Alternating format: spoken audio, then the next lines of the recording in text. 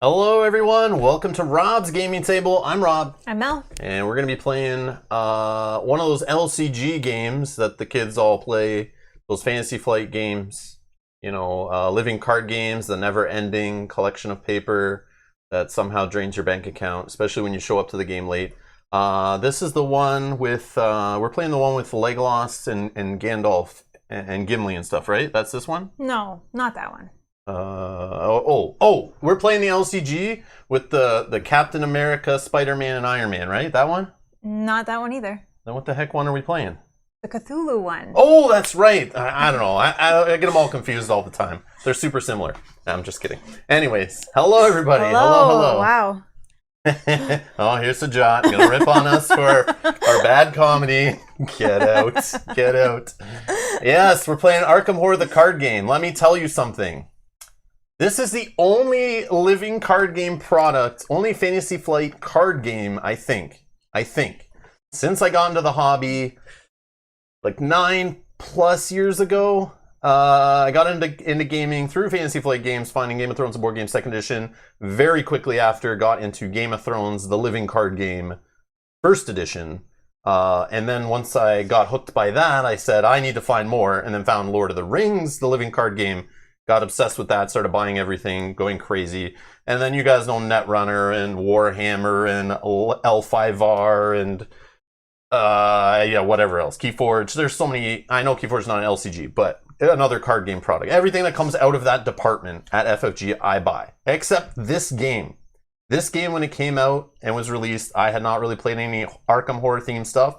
I felt it was just them double dipping on the exact same system that I already had hundreds, if not thousands of dollars of cards for with Lord of the Rings. I felt, we already have a co-op LCG. This already, I don't feel like I spent enough time in it already. It's constant product releases, constant like podcasts, meta, reading, deck building. It's like a hobby within a hobby. These are lifestyle games.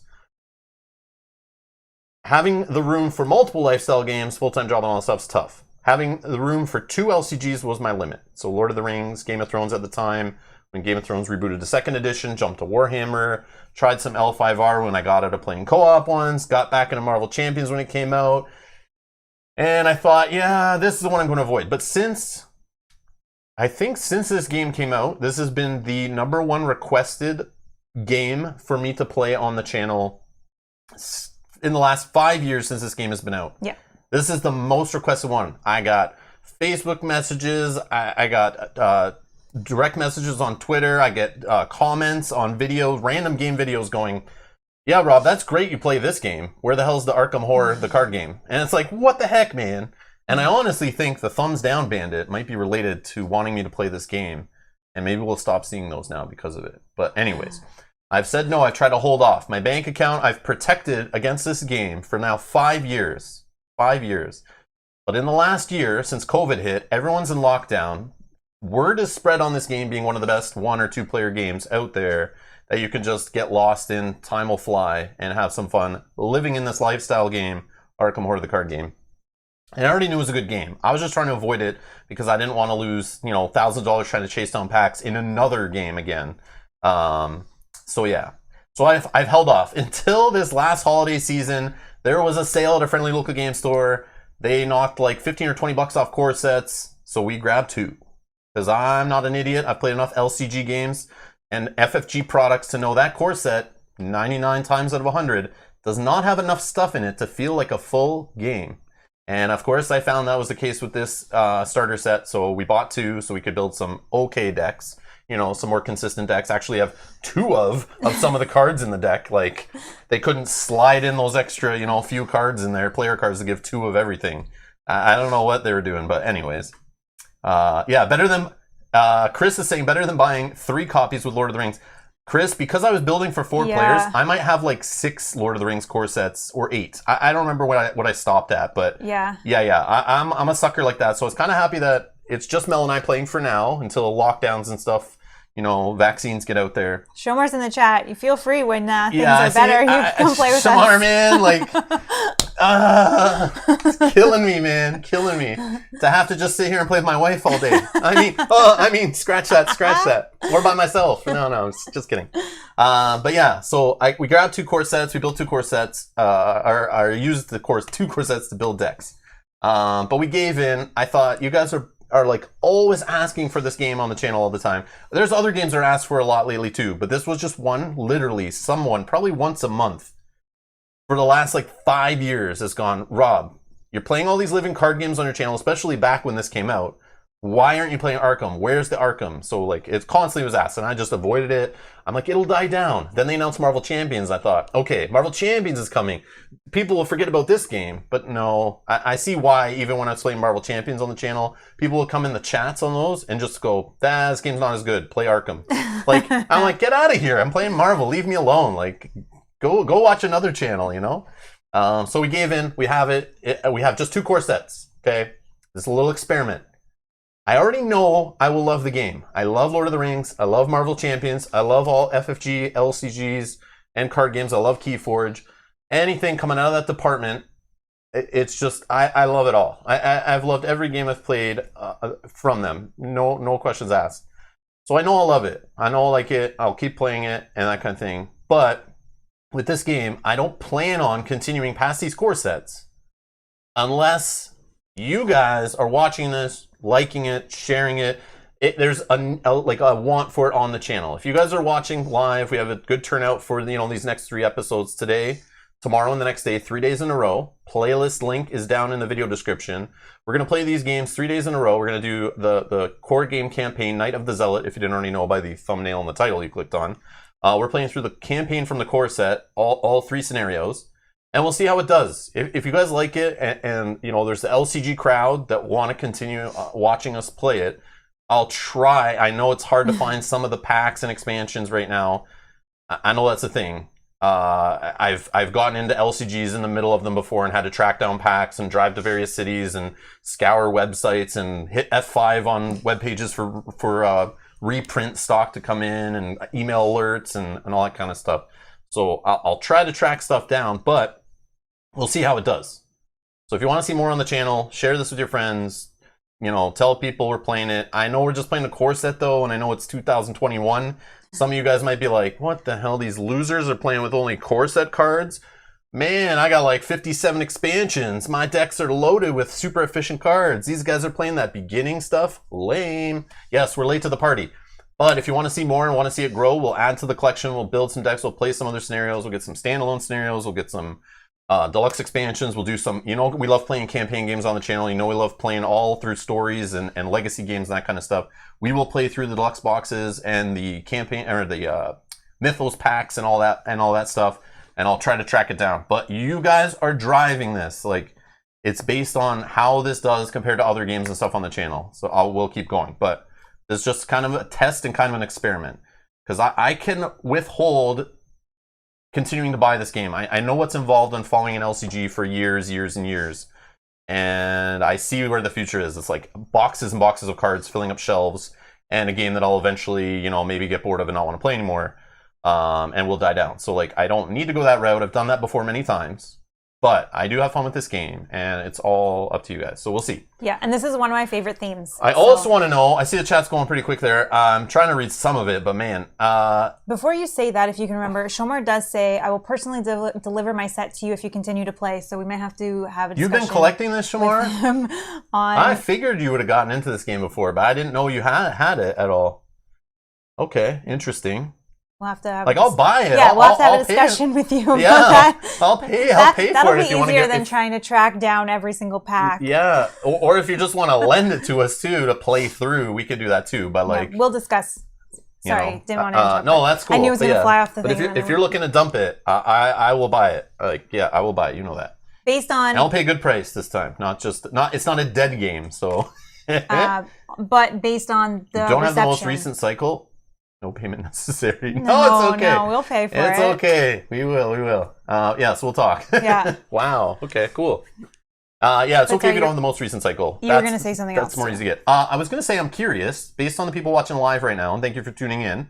Thank you to everyone who's watching this later, by the way, who couldn't stay up. I know time zones, this isn't the best. It's just this week, Mel has coverage in the evening for work. Yep. So we're actually able to play in the evening. And since these are kind of like shorter, they'll be like shorter streams. They work for the weeknights. So that's why we're doing it this week. That's why we didn't do it last week and we delayed it a week.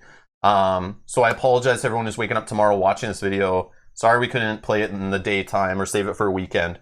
We're going to try this 3-night thing with the streams and see how it works. But thank you everyone for tuning in. I want to know from the live chat, how many people here right now have not played this game and don't own it, don't know what it is kind of, or like have never played it? Like I'm sure some of you know like, oh, it's just like Marvel Champions or another card game.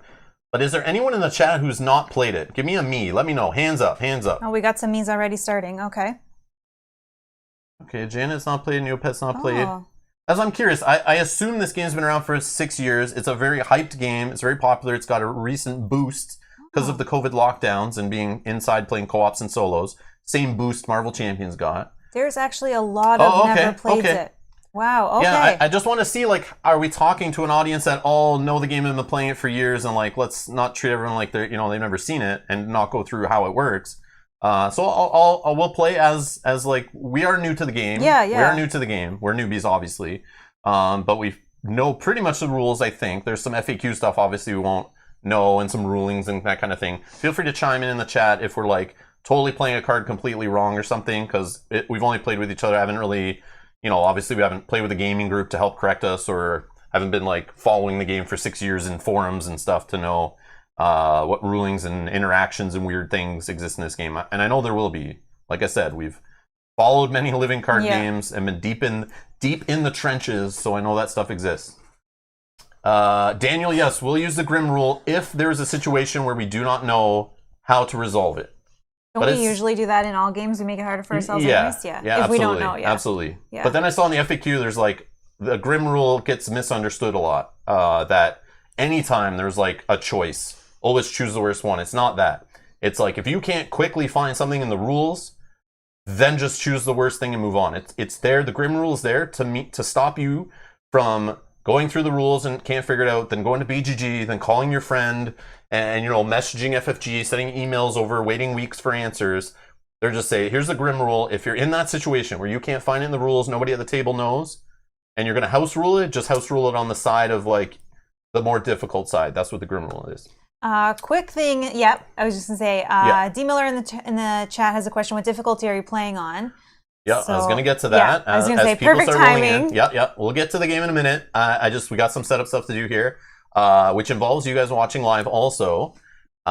Which difficulty do you want us to play on? We've been told in our Discord, and I've been messaged before, that if we ever play this game, and when we got the game a couple months back, that we should play on easy. There's no shame in that. It recommends that in the rules. I've seen that recommended online when I was looking up how to plays and that kind of stuff. A lot of people say no shame, play on easy. All it does is change some tokens in a bag or something.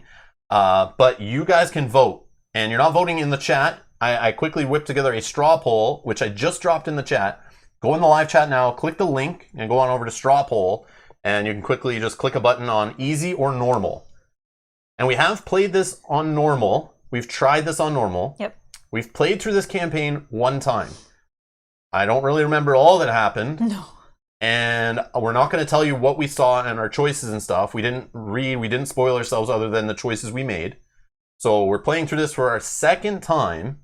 And so, yeah. So I'm assuming going to see different things happen and that kind of thing. But we're not going to let you know what happened if we can, if we can avoid it. Let's not mention what we've seen to spoil anything or, drive play. We'll try to play it as fresh as we can. And there's some chat about coin capsules.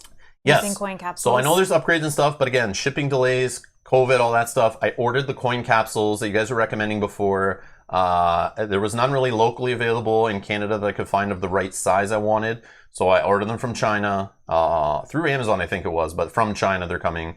So I hopefully will see them in like a month or less, hopefully from now, because I ordered them a few weeks back. But they're not here. So we're playing with cardboard, I know that. And no, I'm not going to buy any upgraded Team Covenant tokens or anything like that. I'm okay with that. I'll just play with the coin capsules. And we have a bag, which Shame on you, FFG. Shame on Yeah. you, FFG, charging like $50 US, 60 Canadian, or whatever it is, depending on where you get your core set. The amount of cards that are in this core set box, again, is another FFG rip job. And also, I noticed our core sets, they've been reprinting this core set over and over again, but all the errata stuff I don't think's been corrected in the rule books that we have and stuff. Oh. So I was kind of blown away by that I don't think they've been updating the printings to cards, because even our player cards still don't have the 0 level on it that's mentioned in the errata. But why is there not a bag included? Like, these bags are so cheap. Why is there not a bag included in the core set from FFG? They even sell bags like this, or they used to, which is probably why they don't include it in. They want you to buy extra stuff. Yeah, I don't think the core set was $50. Yeah. Was it? We got them for like 40 Canadian because they were on sale. Okay. But I think a core set is like Okay, yeah, because 50-ish US MSRP. I could be wrong, but I think that's MSRP. Yes, you can find it on sale and it's cheap. Okay, yeah, and because core set let's find out. was FFG 25 usually bucks has 45 US is the price. Yeah, 45 US. So you're charging me 45 US for 2 stacks of cards. Whoops, I just added to my cart. Oh no, I'm buying more. No, stop. No, cancel that. Their website's making me buy more product just by browsing it. Why did it do that? We did get it on sale a little bit too, right, with the holiday deal. Yeah. Yeah. Yeah, no, our core set's here, and I think it's a supply and demand thing. It's like, yeah, even at our cheaper retailers, like on a sale, they're like 40. So it's like, they know, they're gouging. And there's no bag in there. Why is there no bag? Why is there no like 10-cent little bag? Like, I can't believe it. I was blown away by that. Use a mug or a bag or something. You know, it's like, get out of here, FFG. Use a mug? Yeah, like use but... opaque container. It's like so lame. But anyway. Yeah. People are mentioning that Amazon has it on for $35 right now. So if anyone is looking for Is that it. US or Canadian Amazon? Remember, Americans, there's other countries out there. There's probably there's US. UK Amazon, there's Canadian Amazon. They're like whole separate companies that all different product, different suppliers and stuff. US, Dan? Yeah, okay, US, perfect. okay. 35 US. So for our friends south of the border, 35 US right now on Amazon for a core set. For those that are interested. And yes, I'll cut to the chase. The game's great. There's a reason why it's all hyped. Like, you guys know. I don't even have to do my usual routine of going to BGG, but I'll humor you. I'll humor you. For the ones that don't know this game very well or have never heard of it really, or anyone tuning in later who bumps into this game on the channel, yeah, this is ranked 22 overall on BGG out of all board game products that exist. So like, 90 or 100,000 board games, card games, all of that. This is 22 overall. Number 1 in the customizable category. Yes. Number 1. Thematic. Number 10. Super thematic, I guess. But customizable. This is like over, like Marvel Champions. Like this like crazy blew up. Like, look how fast that has shot up. Yeah, that's crazy. But we got Netrunner. I don't know why Summoner was in there. I guess that was good. Is Netrunner still going? No, but that's how awesome Netrunner is. Like, it still stays at number 3 and it's not even there's like made? a fan community that were making cards for it, just like some of the other LCGs. But yeah, that game was so popular. Wow. That spawned like making more LCGs. Like, Right. that's when they're like, man, we're printing money over here. Cool. But they lost that license because that's a Wizards of the Coast who create Magic own that one, and that was like supposedly when they started the Keyforge thing with Richard Garfield. That's when Wizards of the Coast / Hasbro, I think it's Hasbro that owns them, was like, yeah, you can't have our Netrunner license anymore if you're gonna go after our, Magic audience with Keyforge. Get out of here. Okay. Supposedly, that's all rumors and speculation, but that's supposedly what I heard was going down. Because it was like really weird timing. Like, it was basically they lost a license like right after they showed off Keyforge at like an industry event, and supposedly at that event it was like cut it, like cut it. We're not renewing it with them. Like they're messing with us. Yeah, look at all these customizable games that it is higher than. Like, that's crazy. Yeah, that's crazy. Like X-Wings in there, Netrunners in there, Lord of the Rings. Yeah. But anyways, I just want to see. But yeah. Cool. All right. Netrunner is coming back, re-release. Oh, but not is for it? Fantasy Flight, though. It'll be like Someone else? Wizards of the Coast, and probably be a booster pack kind of game, not like an LCG format. So you'll be chasing rares and secondary market and that kind of stuff. Yeah, Star Wars too. Yes, Dan. Unfortunately, sorry. Sorry. You may be hunting down this one also. I'm sorry. Because it's good solo. It's recommended solo, and it's on BGG. 2-player is like the best with 2-player, but like very highly recommended solo. And it's true solo, I think, right? Someone can correct me in the chat, but I think this game is true solo. Like you build one deck, like Marvel Champions. I'm pretty sure. I forgot to even sure as well. Yeah, I forgot to even really think about it because yeah, we were planning on playing this together from the start. So I never thought about building true solo decks, but yeah, Mantrop says yes. Okay, yeah. perfect. Yeah, okay, perfect. Then you guys are going to see me playing this on the channel at some point solo too then. Yeah, that's awesome. Yeah. Okay, perfect. Yeah, so I can build like a solo focus deck. Okay, cool. Awesome. All right, let's talk about our decks. Segue. All right, if you're curious about the decks, I've linked them down in the video description. Let's see if we can get this up here. All right, so I'm using these decks. I just net decked a couple decks. If you guys have followed before with LCGs, I love to play them. I'm not a fan of sitting there spreading out the card pool on the table, even though we have a small card pool. I know there's the knowledge of the hive mind that is already using a website here like Arkham DB. Again, link in the video description. This is the Roland Banks deck. We're playing the 2 recommended starter investigators, Roland and Wendy. I'm playing Roland. Mel's playing Wendy. Mm-hmm. We just went basic. So we played the game with the single core set, tried that out like the rules suggested, and then we're like, right after that, we're like hooked. We're like, let's play a campaign. I'm opening the second core set. We're building decent decks. I'm going to quickly find some online because we want to play. And thank you to, I guess, in the farming community, this game is really popular. So Uncle George the Farmer here posted a structure deck series. So in the write-up here, super good write-up, lots of good comments, which is pretty cool. Even recommends like your upgrade route. Yeah, which is awesome. Which is cool. So this helps out for a new player getting into this game. Like, yeah, I've played Lord of the Rings. Yeah, I played Marvel. Yeah, I played other LCGs. Being on one of these DB sites, reading read-ups, and understanding things, it's second nature. It's really nice. So I went right here right away to pull from other people's knowledge. But what he did here was put a bunch of these decks together to help new players get started based on the Investigator starter decks. So those Investigator starter decks that came out that, yes, are hard to find. I can't get them. I would love to have them. So what he wanted to do, knowing that stuff was out of stock, to help new players kind of build a starter level deck out of just 2 core sets. So I obviously filtered by, I just own 2 core sets, show me some decks with Roland, show me some decks, and this one has like 306 likes on it, and it was built, in the last year or something. So I thought, I'm gonna try this one out. So if you're interested in reading up the write-up or knowing what cards are in the deck and you want to have it open in a different tab or read about it later, or you're curious what's in our deck and want to help us with the upgrade path we do later, feel free at the end of this episode, based on the experience we earn, which is kind of cool with this game, we can buy different cards and add them to our deck and take other cards out. So that is a huge draw to me. Yeah. The campaign playing this, light years ahead of Marvel Champions. I was super let down by the campaign expansion in that game. Was such a lame campaign.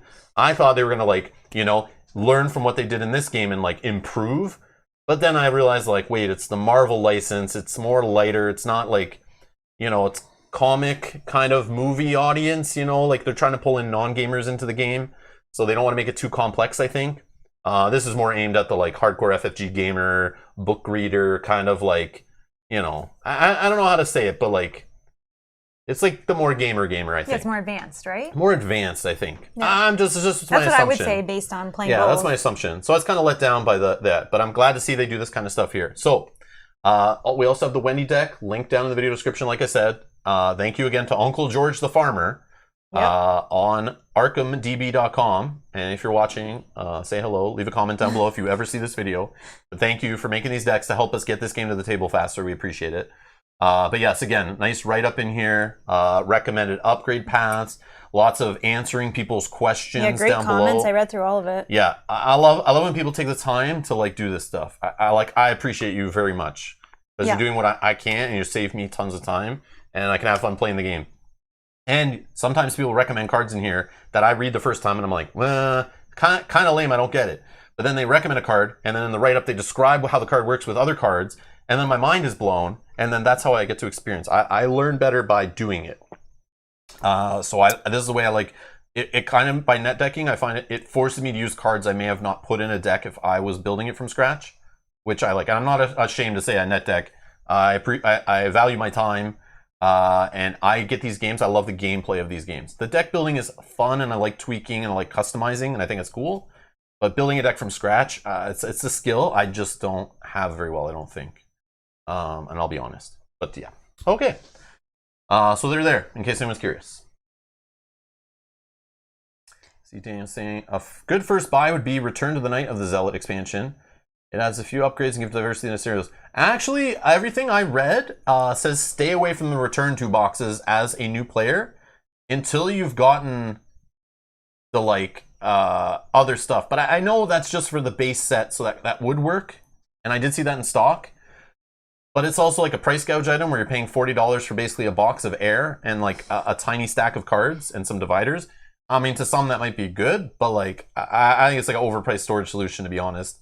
Because I know what the Nightmare decks are from Lord of the Rings, and it's similar to those Nightmare decks, which were fine, but they weren't trying to sell me a box on the side for $30, a cardboard box with some art on it, which I thought was kind of lame.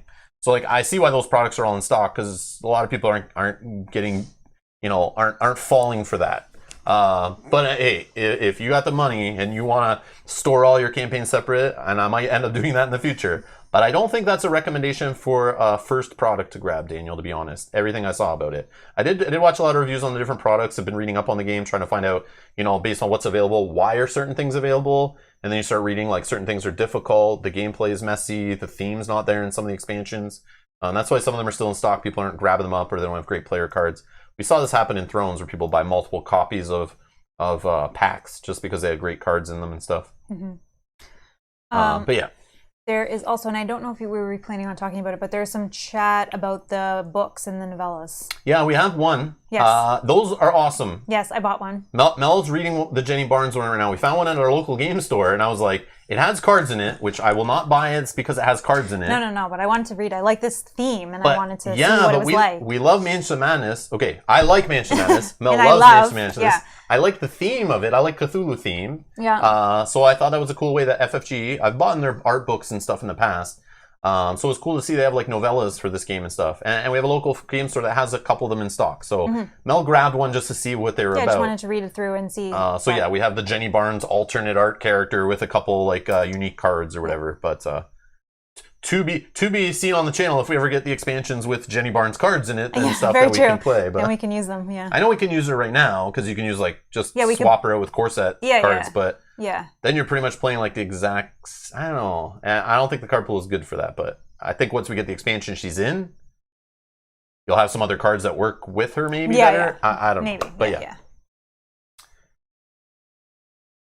Those twin 45s, yes. Yeah. I'm excited to read about her backstory for sure. I just started it. She comes in Dunwich Legacy. So that's the first box. Yeah, that's the first box. Okay, so that's what we'll be getting next. I saw that's in stock. So again, if you guys, hit that like button, share this video with whatever groups, or I don't know where the Arkham horror fans are hiding. I'm sure they're on Facebook just like every other LCG, or there's subreddits and stuff. I'll find you guys later, but yeah, if you guys want to share this, get some support. If you guys want to watch us play through live, we'll be playing through everything live. And this we played once just to learn the game. But future campaigns, we will play through for like the first time on the channel. You'll watch us... Yeah, real reactions. You'll watch us run face first and lose and all that kind of stuff. We'll have some fun with it. And you guys can help. We'll do polls on choosing which characters we use. Kate's going to help us build some decks in the future. I was going to say that. She mentioned that she's available for deck building. And I was going to say, we will definitely take you up on that for sure. For this one, Kate, when you mentioned it already, we already had those decks net decked and we were already like, learning them and playing with them. And I didn't want to start changing up stuff because, I just want to play and not fumble on cards that I don't know, and try to, show off the game as best I can without stumbling as much. But yes, for future campaigns, we'll get Kate to build some decks. Yep. We'll get you guys picking our characters we play, and we'll play through some campaigns live. You can help us make option choices. We'll do that here too. Yeah. And with something we do on the channel, you guys can vote in the chat on choices when they come up. If we're not sure what to pick, or sometimes we'll just let you guys run the choices and drive us through it. Do you want to drop that link one more time? Yes, just while I will drop the link one last time for voting on the difficulty. So anyone who's just tuned in, I know with a live stream, people tune in and might not have seen the link. So I just posted the link in the chat. So if you're on a device, go to the live chat, bring it up below. and click on the straw poll link there in the chat, and it'll bring you over to another page, and you just click your vote, submit it, and come back. Yep, you're going to help us pick what difficulty if we're going to play on you guys will easy choose. or normal. And we're okay. We're okay playing standard if people want, or normal if people want to play it. And it's recommended. Normal, it says if you want a challenge, and easy. There is hard and legendary, but like we're not there yet. We're not here to like have our face smashed. We want to. These 3 episodes are kind of show off the game to players who maybe don't know what Arkham LCG is, because there are people that are in the live chat. There's quite a few of you.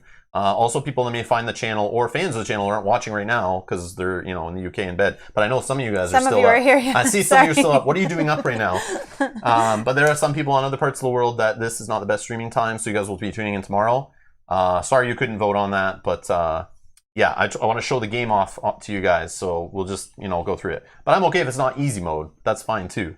So maybe we'll see some different options than other people have seen too. Sorry, Rob. It's all good. 1 a.m. there, says Bones. Oh, yeah. Man. Oh, gosh. I'm so sorry. No, it's okay. I don't think this will be too long, since we played this once before. We kind of got an idea of how long it takes. But I am trying to get this all set up for those that don't know Arkham Horror, and those are new to the channel, and killing time for others to show up who got the alert and just haven't shown up. But yeah, we'll get into it now. Ready to go to the table? Yep. All right. This is Arkham Horror, the card game. All right. This is it. Yes, it's based on the Cthulhu Mythos from H.P. Lovecraft, a racist author from the 1920s or something.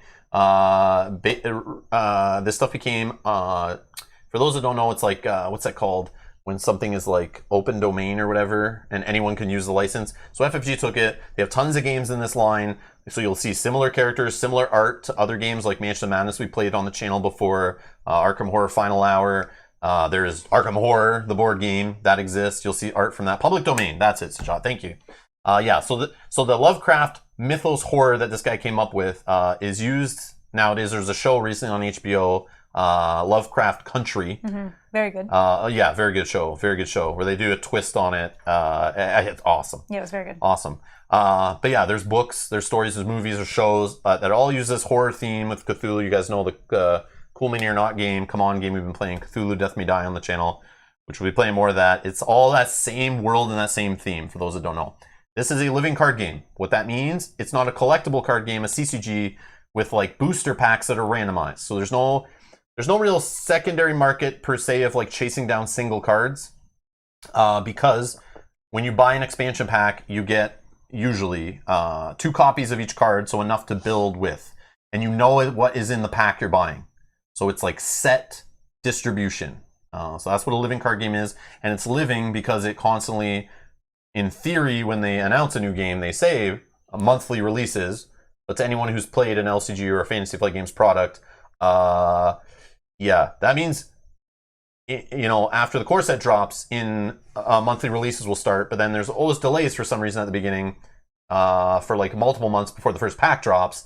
And then after the first cycle's done, there's like a 3-month break where you're like, where the hell's the next cycle, FFG? And then there's a giant break and players leave the game and they go find other new shiny things to follow, and you lose players, and it drives me nuts. So yeah, in theory, there's monthly releases. This game's been out for 5 years though, so there is a crap ton of expansions. Yeah. There is promo stuff. There is side stuff from conventions. There is Mythos packs, scenario packs, deluxe boxes, whatever those are called. Campaign boxes, I think, in this one. But yeah, and there's the core set. So we're playing with just core set content today, but as recommended, we bought 2 core sets so that we would have 2 of every single card. Yes, you'll have extra cardboard that you'll be wasting that you won't need because there's a lot of duplicated stuff. But they made a lot of cards single in this one for each faction or build type. Yeah, I saw that Arkham Horror thing when they posted it on the website. I was like, man, what are the fans of this game drinking? Why is this dog on the cover of this card, this pack? I don't even want to know what's happening in that community, but I thought it's hilarious. But anyways, we'll play that eventually too. I saw that exists, if we can find it. But yeah. So yeah. So it's based on that theme. We are investigators. You pick an investigator, you build a deck. So this is not a deck building game, but you build your deck before sitting at the table. And as you play through the campaign, you'll earn experience and you'll be able to buy cards from your collection and spend experience points to either upgrade cards to the same card but a higher level version of it, which might be more efficient, or just buying different cards and putting them in your deck, but you always have to replace cards and stay at a specific number of cards in your deck.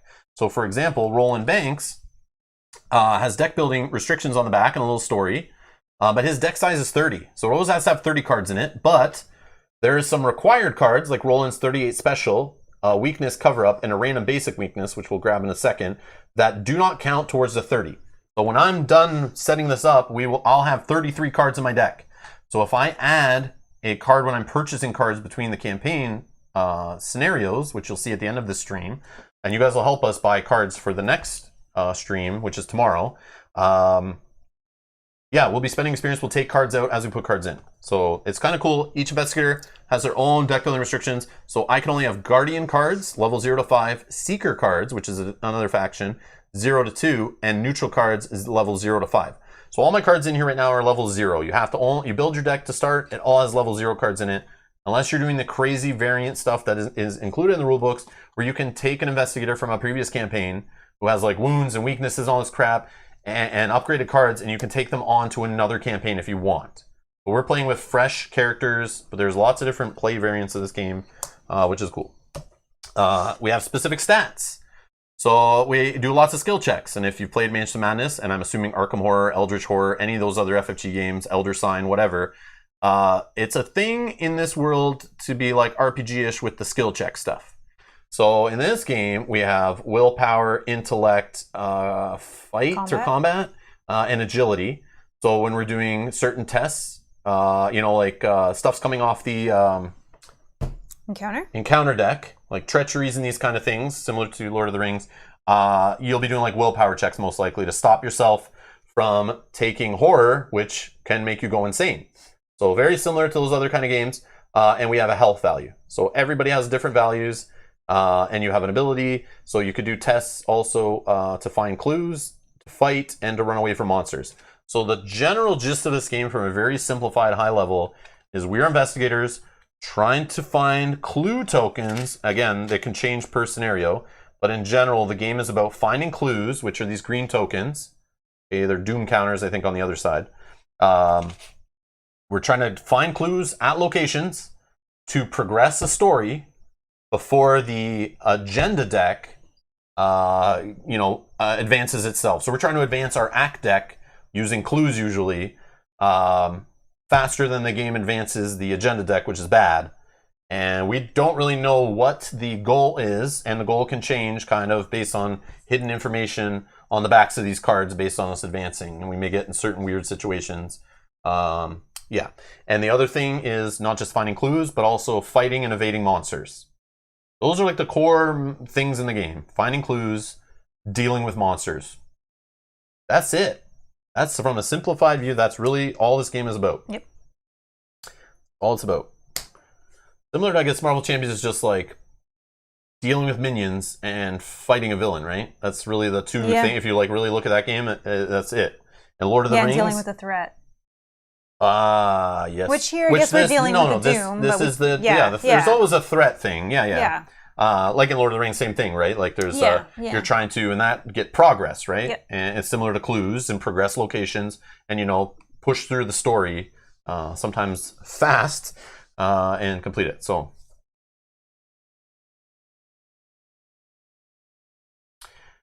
All right. This is not our first time playing. This is our second time playing. First time on camera. Yeah, first time on stream. We played it once to learn the game. So we played through this campaign. We won't talk about what we saw. We'll just play through here and see what happens. Your guys will make the choices for us. Again, cards can come up different. We haven't seen all the options and things that will happen. It's fairly replayable, I think, based on like just going to find the resolution of each thing. Based on the numbers we saw, it's like, oh, there's this many options I kind of see, but I didn't read any of them on purpose. So yeah, we're still new. So feel free to chime in, like I said earlier, for those who are just tuning in. If you notice we're goofing up on a card, we're playing it wrong, or have misread something, feel free to chime in. If you're watching this later, drop comments down below, leave timestamps. Maybe you can catch a mistake we made, and we'll fix it for the next stream, which is tomorrow, and the stream the next day after that. all those streams. You can set reminders for it. They are down in the video description. There's a playlist link. Go hit that up. And we'll see you guys tomorrow and the next day for sure. Okay. So we need to, let's finish our decks. So I want to do this on camera, but when you build a deck, you always have to put in one random basic weakness. You have a weakness that comes with your character, which is like a horrible card, some worse than others. Oh, this is a bad one. So this is a basic weakness. In a core set, comes with 10 of them. A couple of them have 2 copies. You'd use one set of these, and everyone at the table, as long as you're playing from the same collection, will draw one of these at random and put it in your deck. Okay? You know what it is. It's in your deck, but it's in your deck now for the whole campaign. And yes, you can get others of these put in your deck throughout a campaign and maybe have them removed from your deck. I don't know, but supposedly that can happen. I don't know if it's in this campaign or other campaigns, but that was something that was explained to me. But yeah, so as you saw in that last one, could just discard all your resources. So we'll talk about the ones we got, and we'll talk about others, but... So the one I got... Oh, I hate this one so much. Yeah, that's annoying. Let me tell you something. In card games, my favorite thing is drawing and having a crap ton of cards in hand till I can't barely hold them. Okay?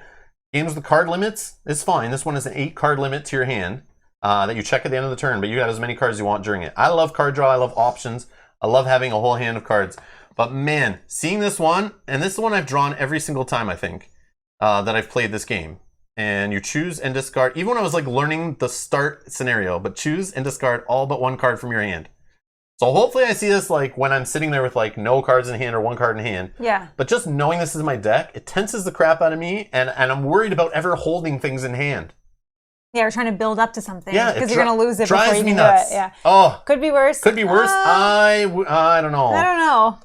There's one where you could lose all your resources too. Yeah, that's and the one I had. Of course, these two that I think are the garbage, this discard all your resources or discard all your cards, there is 2 copies of each in that pile of 10 cards. So it's more likely you're going to get one of those. But yeah, that's fun. Okay, so I got... Oh, Ryan's here. Hey, sorry. Ryan. I got a stubborn detective. Oh, see, that's better than losing all your resources or your cards, I think. He's a humanoid and a detective. Prey is bearer only, so I'm assuming that's me. So that means he comes engaged with you. Yeah. He has a 3 fight value, so if you want to fight him, you have to successfully test 3 or higher on a combat or fight. Yeah. He has 2 health in the middle value there. The right value is agility, so if you want to exhaust him and run away from him, you got to pass an agility test of 2. Yeah. And while he's at your location, treat your investigator as if his or her printed text box were blank except for traits. And he deals 1 damage to you if you try to do any other actions beside fight, evade, parlay, or resign. Yeah, so treat my text box, which is this, right? Okay. That's not the worst, but So I'm not a fighter, so... True. But you can evade him and run from him. Yeah, but then he's a hunter, so he's going to follow me. Yeah, and he'll go after you when there's a tie. Yeah. But if I'm closest, he'll come after me. Yeah. Like, he just goes after the closest. But if there's a tie... He'll go by his prey value. That's okay. So I am an agency detective. I'm the Fed, Roland Banks. So after you defeat an enemy, so this is a reaction ability here, you can discover 1 clue at your location, limit once per round, and then this little star effect is based on tokens we pull randomly from a bag. So there's no dice in this game. There is no attack modifier decks. The equivalent is a bag of tokens, which we'll set up based on difficulty in a second here. And then that effect, so if I draw that 1 in like 15 or 16 token, I get +1 for each clue at my location. So the more clues on the location my guy is chilling at, the better that result will be. And I have 9 health and 5 damage. Mel, who are you playing? I am playing... Oops, sorry. I'm playing Wendy Adams. She has 4 willpower, 3 intellect, 1 combat, 4 agility. She's a drifter and has the ability, when you reveal a chaos token, choose and discard 1 card from your hand. Cancel the chaos token and return it to the bag. Reveal a new chaos token, limit once per test/ability. If I draw the star, my effect is +0. If Wendy's amulet is in play, you automatically succeed instead. And I believe that star is actually called an elder sign. Thanks. If I'm correct, if I remember correctly. That's what I think it's called, based on other Cthulhu games and stuff. I bet there's 1 card in the core box that confused Rob. But he couldn't find it. Oh. I don't even know what Bones, what the hell are you talking about? I lifted up the insert. There was no hidden cards. How am I missing a card? It's probably some sort of joke, but we're not getting it. I don't think we're missing a card yet, and we played through the whole thing. Were there printings that were missing? Yeah, Lita, this one, right? This one you're talking about? Yeah, what about her? Was she not in certain printings of the game? Oh. Yeah, I found her. What? I don't understand. I don't get. It's a joke, and we will see. Okay, it's some sort of joke that we just don't understand. Okay.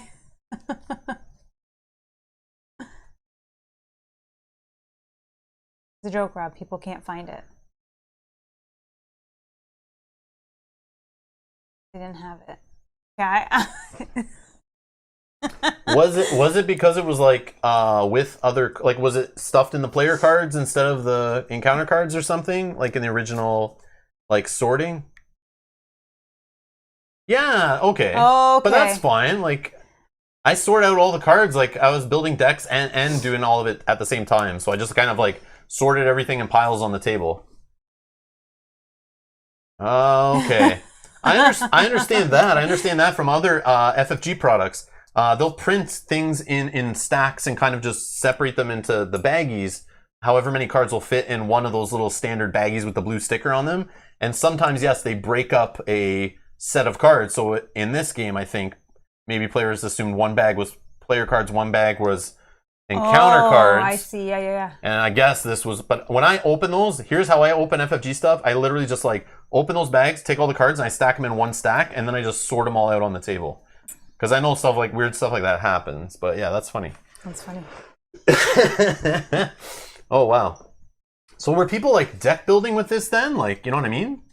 Like, were people putting this card in their deck maybe? Oh, thinking it was like a neutral card? Yeah. And like, oh, I'll play with this in my deck. And then we're like, I can't find her now that I need to set up the scenario. And it's like your deck? I don't know, maybe. That's kind of funny. That Crazy. is funny.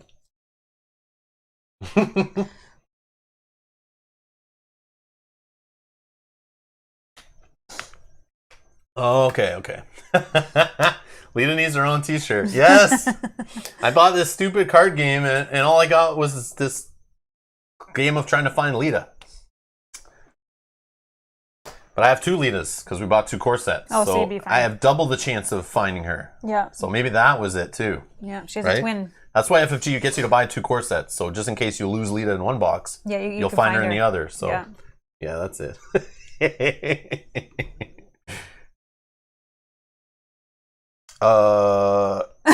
No. Don't assume, Dan. Do not assume anything in this game, okay? Don't assume anything. Dan, that's Don't hilarious. assume anything, Dan. Don't assume anything. I'm afraid to read his backstory now. So, all right. So let's get to the setup. Oh yeah. So this, we got to find out what difficulty in a second here. So let's go to. Thank you to everyone that voted. Yeah. We'll find out in a sec. First. Okay. So setting up the game. Follow these steps. Choose investigator. Each player chooses a different investigator and place that investigator card. Done.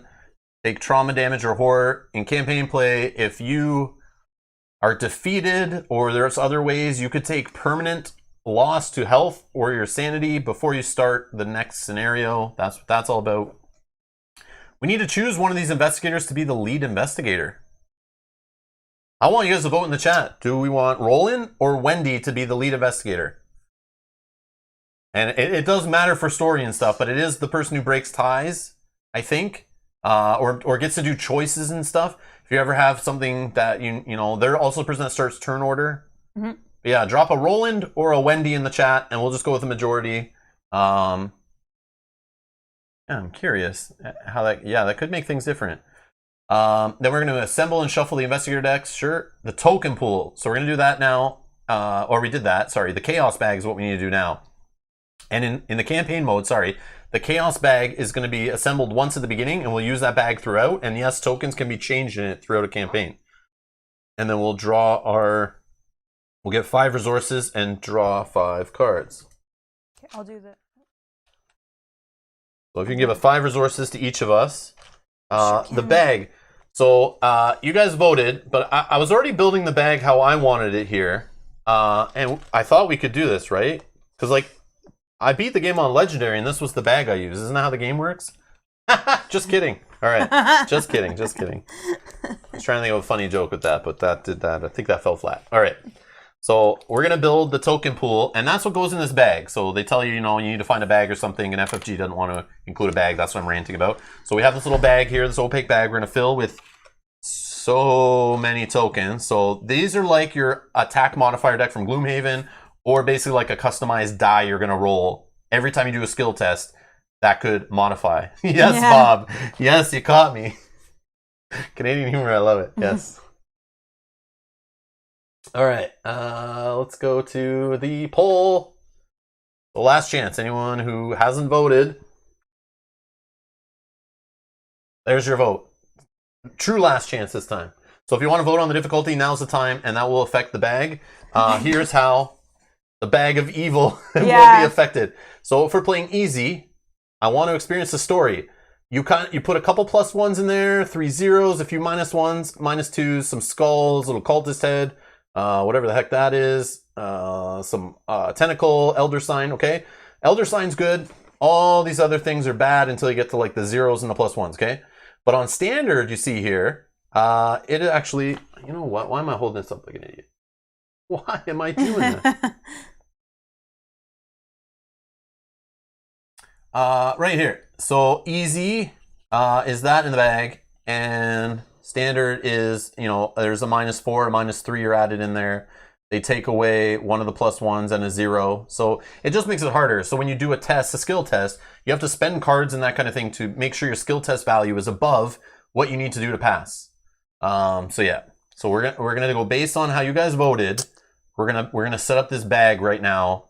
And this bag sticks with us through the next 3 episodes, which is cool. And it may modify based on campaign choices and stuff. All right.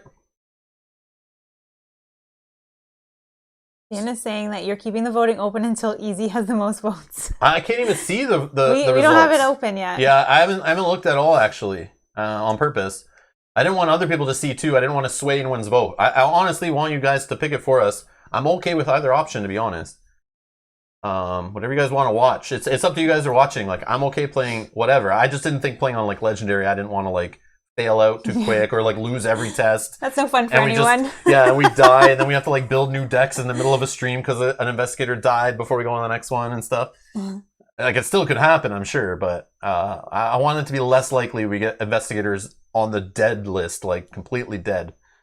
So who's the lead investigator? It looks like Wendy, right? 1, 2, 3, 4, 5, 6, 7, 8. And Roland has 1, 2, 3, 4. Highest will is who? Me. You. So that's a vote for you. So another vote. 9. Okay. And then 1, 2. Yeah, I think it's Wendy, right? Matt's voting for Frank. 6. Sorry, Matt. Frank. Yeah, I think it's me. Frank only got 1 vote.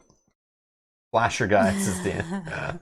What's with you, Dan, and assuming every character I play with in a game, there's always one naked dude in every game I play? I don't know what you think kind of games I'm playing over here, but He just tunes in at the right time, I guess. no, he's been planning that. He researched that and thought of that before the stream. No, I'm just kidding.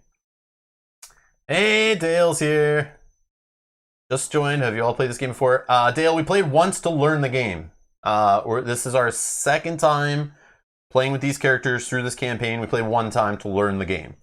So yes, so we are fairly new to it. The first time on the channel. So we've been harassed for 5 or 6 years now to play this game on the channel. 5 years now. 5 years. Came out 2016. And literally, like, even before it was out, I was being asked, like, Rob, you're playing all these LCGs on your channel. And basically, that's the majority of our content was at the time. Yeah. Was living card games, competitive and co-op. And yeah, it was being asked, like, why aren't you getting this game? Why aren't you playing it? Why aren't you excited? So I've avoided it for that long, and here I finally gave in. I gave in to the peer pressure. Chat made me buy it.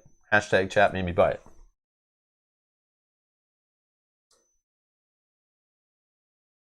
If you die, you just read the defeat resolution and X mission taking a trauma. True, yeah. We wouldn't totally die in this campaign. Yeah.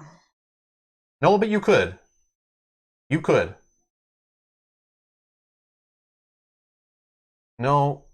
Because when one dies. Yeah. Because you'd only... But there are other ways to get trauma, though. So, like, there is possibly, if I lose the first two, and I have other ways that I get mental trauma, being only at 5, for example, for my guy, he could go insane. Like, very early in the third scenario, maybe even in the second, I think. Yep. It's probably possible. They are easy, I understand. I understand. Yeah. I'm just talking, like, I know you guys want me to play Legendary, but we're not doing it.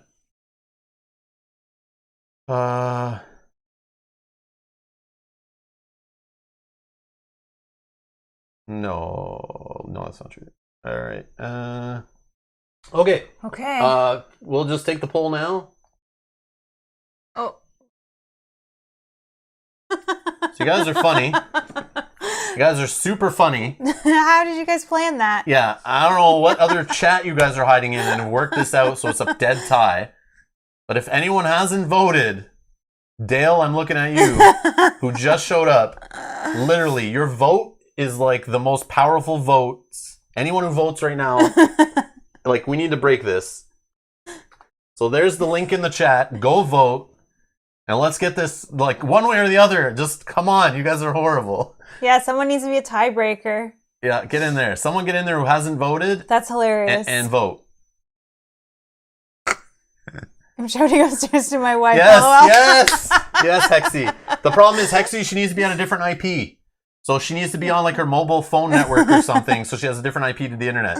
If you're all on the same Wi-Fi, it won't work. Or at least in theory, it shouldn't work, according to the IP duplication checking. But I could be wrong. Guys are horrible. Oh my god. We need someone. Or recount, yeah. Legal votes only. Legal votes only. One person. We need you to break our tie here. Really? That's hilarious. We're going to do a coin flip then or something. I don't know. Brian's from Pennsylvania. He should decide. Yes, Brian, someone you should just decide. vote from your cell phone if you voted from your house. It should refresh automatically. I haven't done any refresh. Hold on. Let me see if I can. Oh, here we go. Oh, maybe it was like maybe stuck. Maybe it wasn't. Yeah. Maybe it was stuck. Thank you. Yeah, it was stuck. Wow. When I saw the first couple of votes and when I set this up, it was like actually live. It must have timed out. It must have timed out. I'm sorry, guys. I'm sorry. Okay, well, we don't need... Wow. Okay, that's good. That's weird. Like, timed out exactly tied. Perfect, yeah. Yeah. So, sorry. More voted normal. So, we're going normal. 57% of you wanted normal. Okay. Okay. So, I didn't need to harass you guys earlier, and I'm so sorry. I just need to refresh. Wow. All right. Let's get to the table. That was so funny. Yeah, because I saw it start going live, like refreshing on its own. And I went, oh, okay, I could just leave it up, hide it in another tab. I'll look at it when we're done voting, and I'll see the results. And when I saw it was tied, I was like, oh, okay, what's going on here? All right. But yeah, I've had it open for now a couple hours, I guess. Yeah, because we had it before we started. Or 1 hour. I've had it open, for like about an hour. Yeah. So maybe it timed out after like, half an hour or something. Thank you to everyone So that did -4. Okay, so we need to build the pool, which is... All right. So Mel's going to lay the tokens out here. We're going to put them in the bag. Yep, tell me what we need. +1, 2 zeros, 3 -1s, 2 -2s, a -3 and a -4, and then 2 skulls. Okay. Occultist. Whatever that, like, candy cane looking weird thing. I don't know what the heck that is. I have no idea. Like, what? I don't know what the... Like, what the heck is this? Like, what is that?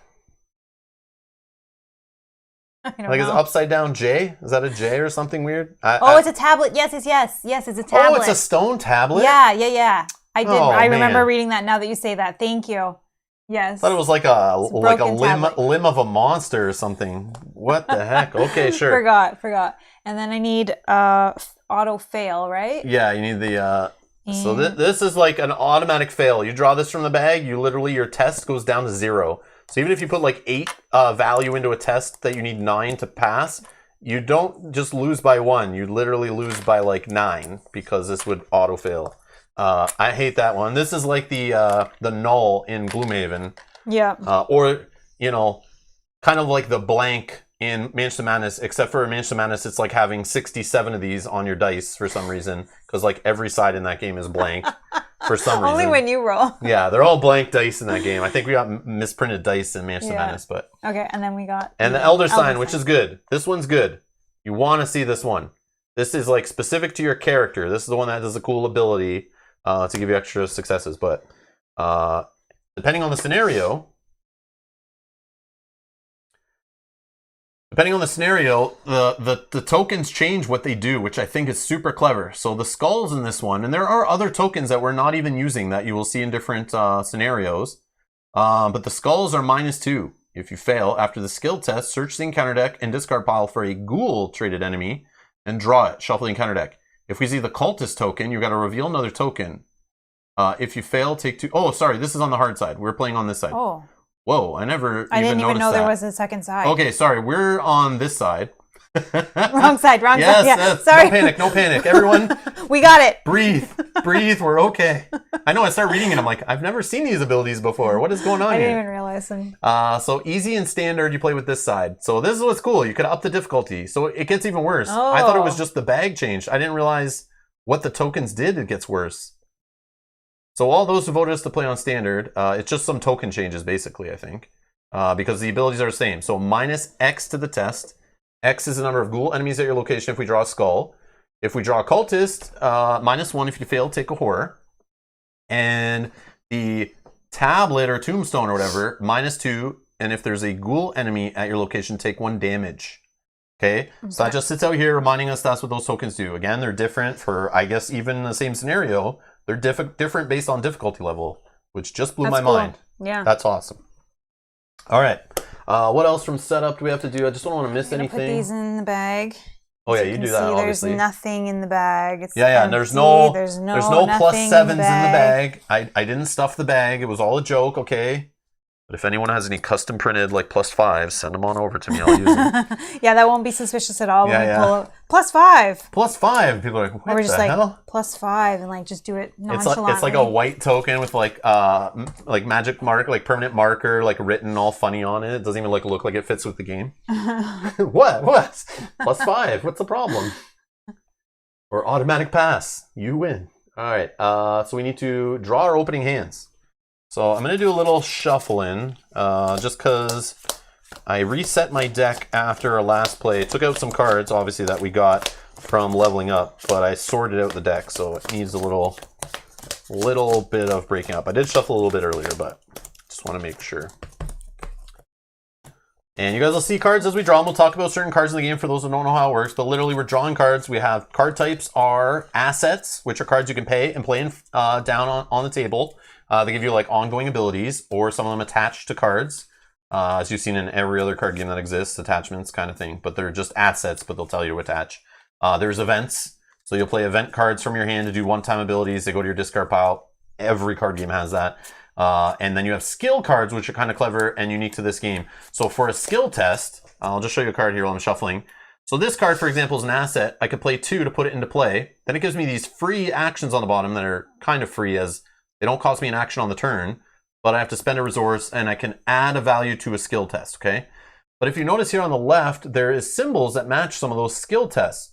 So on a skill test, I can spend cards out of hand like dual use and use them for that. I can spend them to add value to a skill test, and I ignore the rest of the stuff on a card. So every card in your deck's pretty much dual use, but there is skill cards. I should probably have...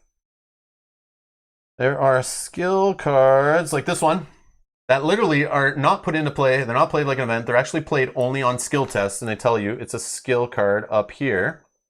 And this one, you can play it on an intellect test. And then it has a little ability that goes along with the skill test. So if the skill test was successful, while you're investing in a location, you discover 1 additional clue at the location, okay? So those are like the 3 card types. There are weaknesses that you saw us put in the deck that are bad. When we draw them, we have to reveal them and do the ability. on them. We have a basic weakness, and then each deck has one that comes in that's specific to our deck as well. So we do have 2 weaknesses. Yeah, which is kind of cool. Each investigator is like has something that's unique to them, like some kind of item, and then a weakness card that goes along with their story and stuff. And that's what I think is cool about those novellas, is that the investigators you get in those novellas, they're like alternate art versions of the other characters. So the abilities are the same on their base card, and they just have alternate art based on the art in the book. But then the weakness and the asset or skill card or whatever that they come with that's unique to them is something that's from that story, from their origin story, which is really cool. So, for example, we have the Jenny Barnes one. So you could play the Jenny Barnes from, you guys were saying, the Dunwich Legacy cycle, who she's, at a certain point and has certain skills and does her own kind of thing. But then you could play the Jenny Barnes version from the novella story, that has a different flavor to her, I guess, kind of. She still has the same base ability, though. But that's cool, though. Yeah, it's just neat. And same stats, too. But just two unique cards. I think it's a neat little twist. I like that. Okay. So now we're going to draw 5 cards for our opening hand.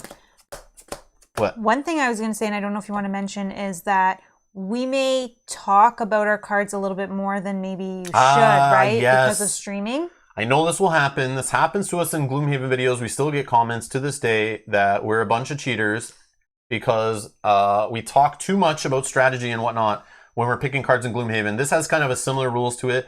Gloomhaven, you're allowed to talk about general strategy and stuff. You're just not allowed to say like specific card names, numbers, words on the card kind of thing, and get too gamey with it. This has those same kind of rules. It tells you to kind of role play it. Any kind of hidden information. So certain cards I'll get to look at. I'm not supposed to really show you. Your hand should be private to you. I shouldn't know anything about your hand. You shouldn't know anything about my hand.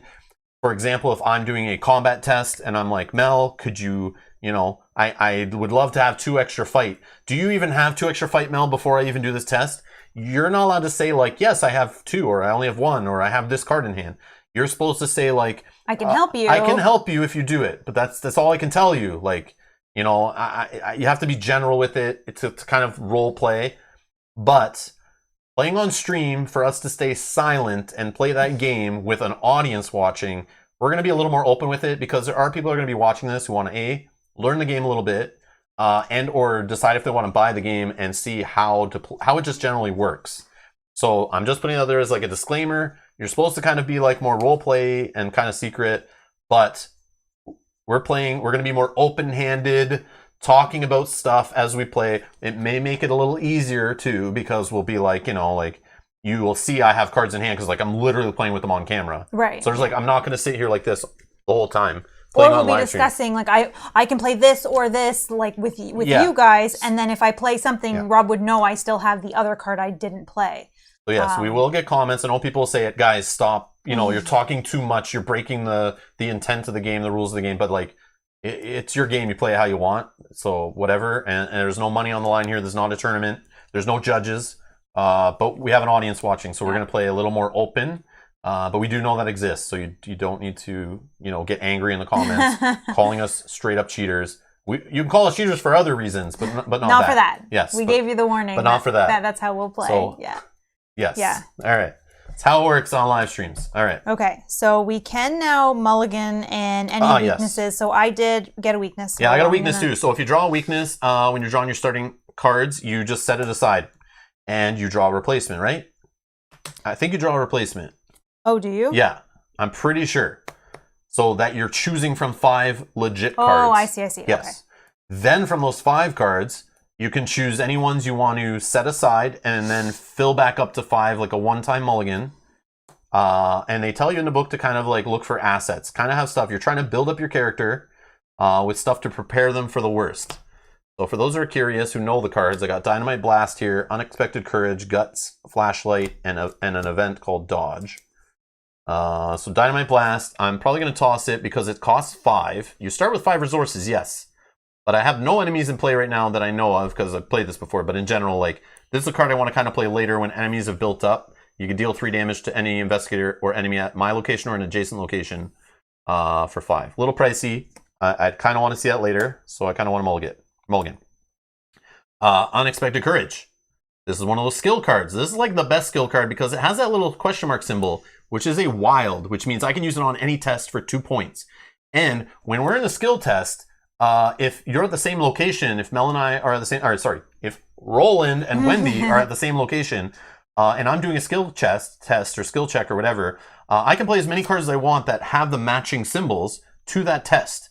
But any other player at the same location, so you're playing 2, 3, 4 player, they can commit 1 card from their hand for their symbols also. But again, this, because it's a skill card, it also has an ability on it. This one is a limiting one. Max 1 committed per skill test.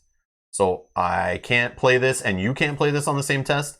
So even if you're playing a single card in my test and I've played this one, you can't also play this one. Very versatile card though. Like, you can use it on anything. Yeah, it's very powerful. That's the drawback on it. Yeah. I feel like this is a keep. Yeah. I feel like it's a keep, but again, you guys let me know in the chat your thoughts who have played this for a while. I could be way off on this. Again, we've only played like, I think 4 sessions total, like learning the game in the starting scenario and then playing this campaign 1 time through. I haven't even seen all the cards be played. Some of the cards I save and then they get ripped out of your hand and stuff. So I don't even get to use them. So annoying, but yeah, that's how it goes. I also got another skill card called Guts. This one, it's good for the willpower stuff.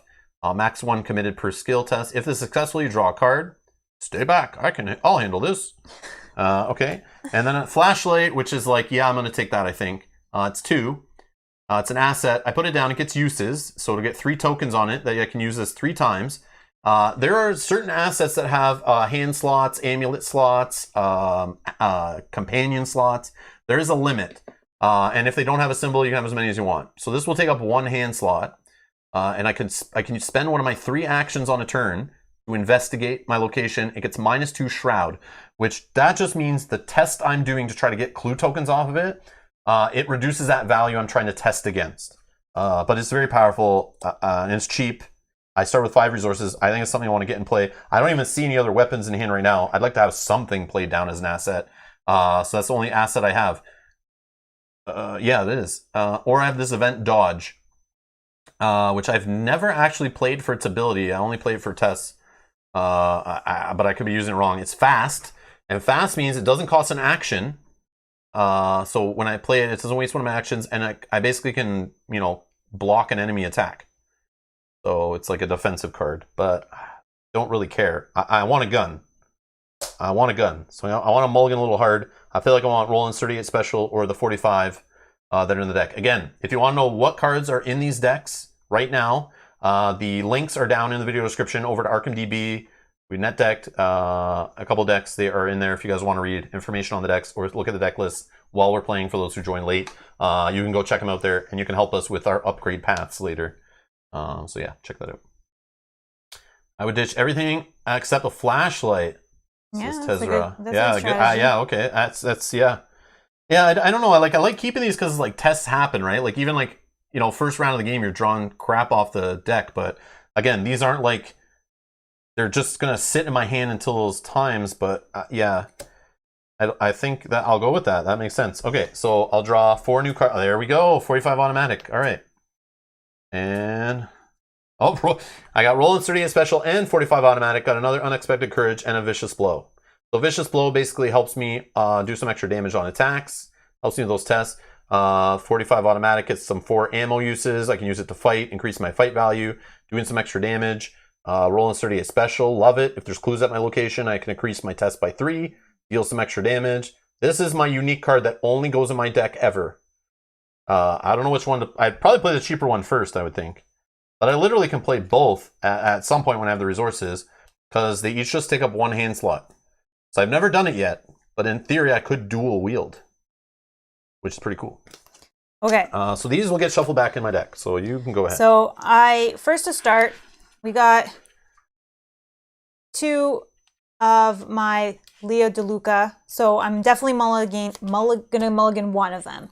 I definitely want to keep one. Getting him out early, I think, is good. Being able to get extra actions, as long as we don't just have to discard him for any reason. I'm going to keep the amulet because this is a huge, huge part of my strategy on my deck. So we're going to keep that. I'm going to discard and mulligan this leather coat. Will We don't really need that. We're looking for some other stuff that's better. And this one is a questionable. I'm thinking about keeping it. This is helps with my agility, gives me 2 my skill, and then if I'm successful in a skill test, I can draw a card. So I have some good pieces already. If I keep the fact these you have the amulet, yeah, like it makes me feel so much better. Yeah. Like Same. I love when you have that card. Yeah, same. So I'm thinking about keeping these 3. Oh, Kate would mulligan it? Okay.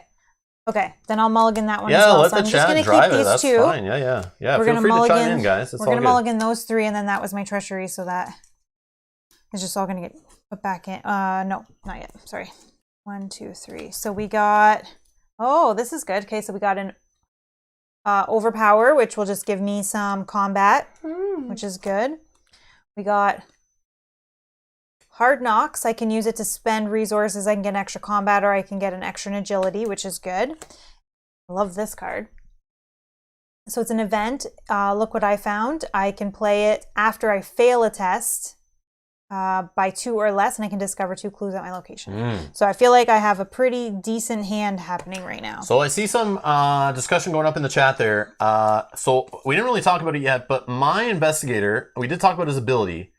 But my guy is a guardian, the blue class. There's like 5 classes in the game, like factions, colors, whatever. Every card game has the same thing. You get like the color pie, and then you divide up mechanics in specialties into each slice color of the pie. With the blue class that I have, and I also can pull in from the yellow class, the Seekers. I have yellow cards in here to help me with clues, but also in general, I'm the fighter guy. I'm the one who is going to use weapons. I'm going to deal damage. I'm going to fight monsters is my thing. Hence my 4 combat value. I don't really run from monsters. I can't evade monsters that well. My agility sucks. But I'm good at fighting, and I'm pretty decent at like the clue gathering and the preventing horror. The horror is my weakness though, because like I'm low on willpower and my sanity or whatever is super low. So that's like the one that scares me, and I feel bad playing this character. If this was Mansion of Madness, I would have not even touched this character. I want a 7 and 7. Like I want this. Yeah. Okay. But we were just playing with the tutorial, guys. This is the only guy I've ever played so far. I just want to keep it, clean while we play this first on stream with less experimentation. But yeah, that his deal is fighting, and that's how he gets clues once per turn. But I have cards in the deck, like Flashlight you saw, to help with clue gathering. But Wendy, her whole thing is she is all about evading monsters. She's really good at agility. She sucks at fighting. And she's got the good willpower, so she'll get less sanity, hopefully, hitting her, or less horror. And she's okay at the clue hunting there, but she has other abilities. She has more cards that are related to clue gathering. Yeah. But she's the evader, I'm the fighter. That's how we deal with our monsters. But we both have some good clue gathering stuff. But Wendy, I think, has a little more clue gathering. But you got to take your roles and kind of play to your strengths and try to build your deck to cover your weaknesses. But again, we're only playing with 2 core sets. Can only do so much. I'm sure there's cards later where you can help level out some of these guys or play different investigators from the Guardian class, for example, that maybe do different things. But yeah. Nolan is one of the solid true soul investigators, Rob. Is he really? Oh, nice. Well, I guess, because he can fight and get anything. clues, right? Yeah. Like, that seems well-rounded. Okay. Yeah. Even to this day, Kate? Again, I've never looked at any other investigator that outside. I haven't even looked at the other ones in the core set that closely. No, I haven't at all. We're still newbies, but I would assume they made more solo-focused ones later. That's usually how this stuff works with FFG, right? They kind of fill it in. Wow. Okay, I'm impressed. So you guys are going to see Roland on the channel more then, I guess. I didn't realize that. Okay, cool. All right. Okay. I think we just have to read some story and get all into it. Sorry. Yeah, so read the scenario introduction in the campaign guide, and then we'll perform the setup for the campaign and set it. Okay, so this all I know all this stuff. All right. I need to watch them. Can I yeah, I guess you can use a washroom. But you can read it Actually, while I let's go. see a vote in the chat if you can use a washroom. No, but you can, I'm just going to say you can read it while No, we'll be right. Yeah, you can read it while I go, because I've already heard it. Yeah, I'll do a be right back just so you can unplug your mic. Yeah, One sec.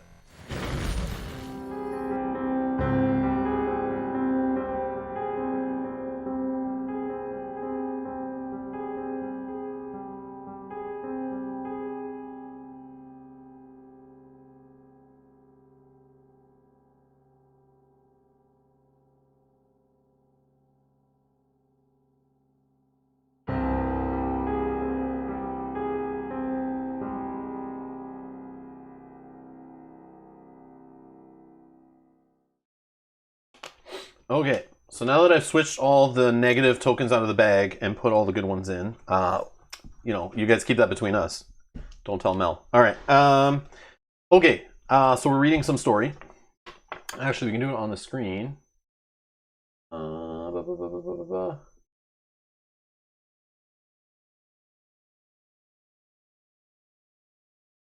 The Ghoul's Hunger, Friday, September 18th, 1925, Arkham, Massachusetts. It's the end of a long and abnormally hot summer. The first hints of autumn beckon, but a heavy heat persists, relentless. A silent, unspoken anger grips the town. Tempers are short, and in the last week alone, there have been numerous reports of townspeople coming to heated, violent blows with one another over simple misunderstandings. And now, a call from James Hankerson. He claims to have found a dismembered body in his barn. Aw, poor James. Blaming the weather would be too easy. There is something wrong with this town, and not a whole lot this old soothsayer can do to stop the slide. Okay, Mel's back. This is why I shouldn't have done this. All right, be right back.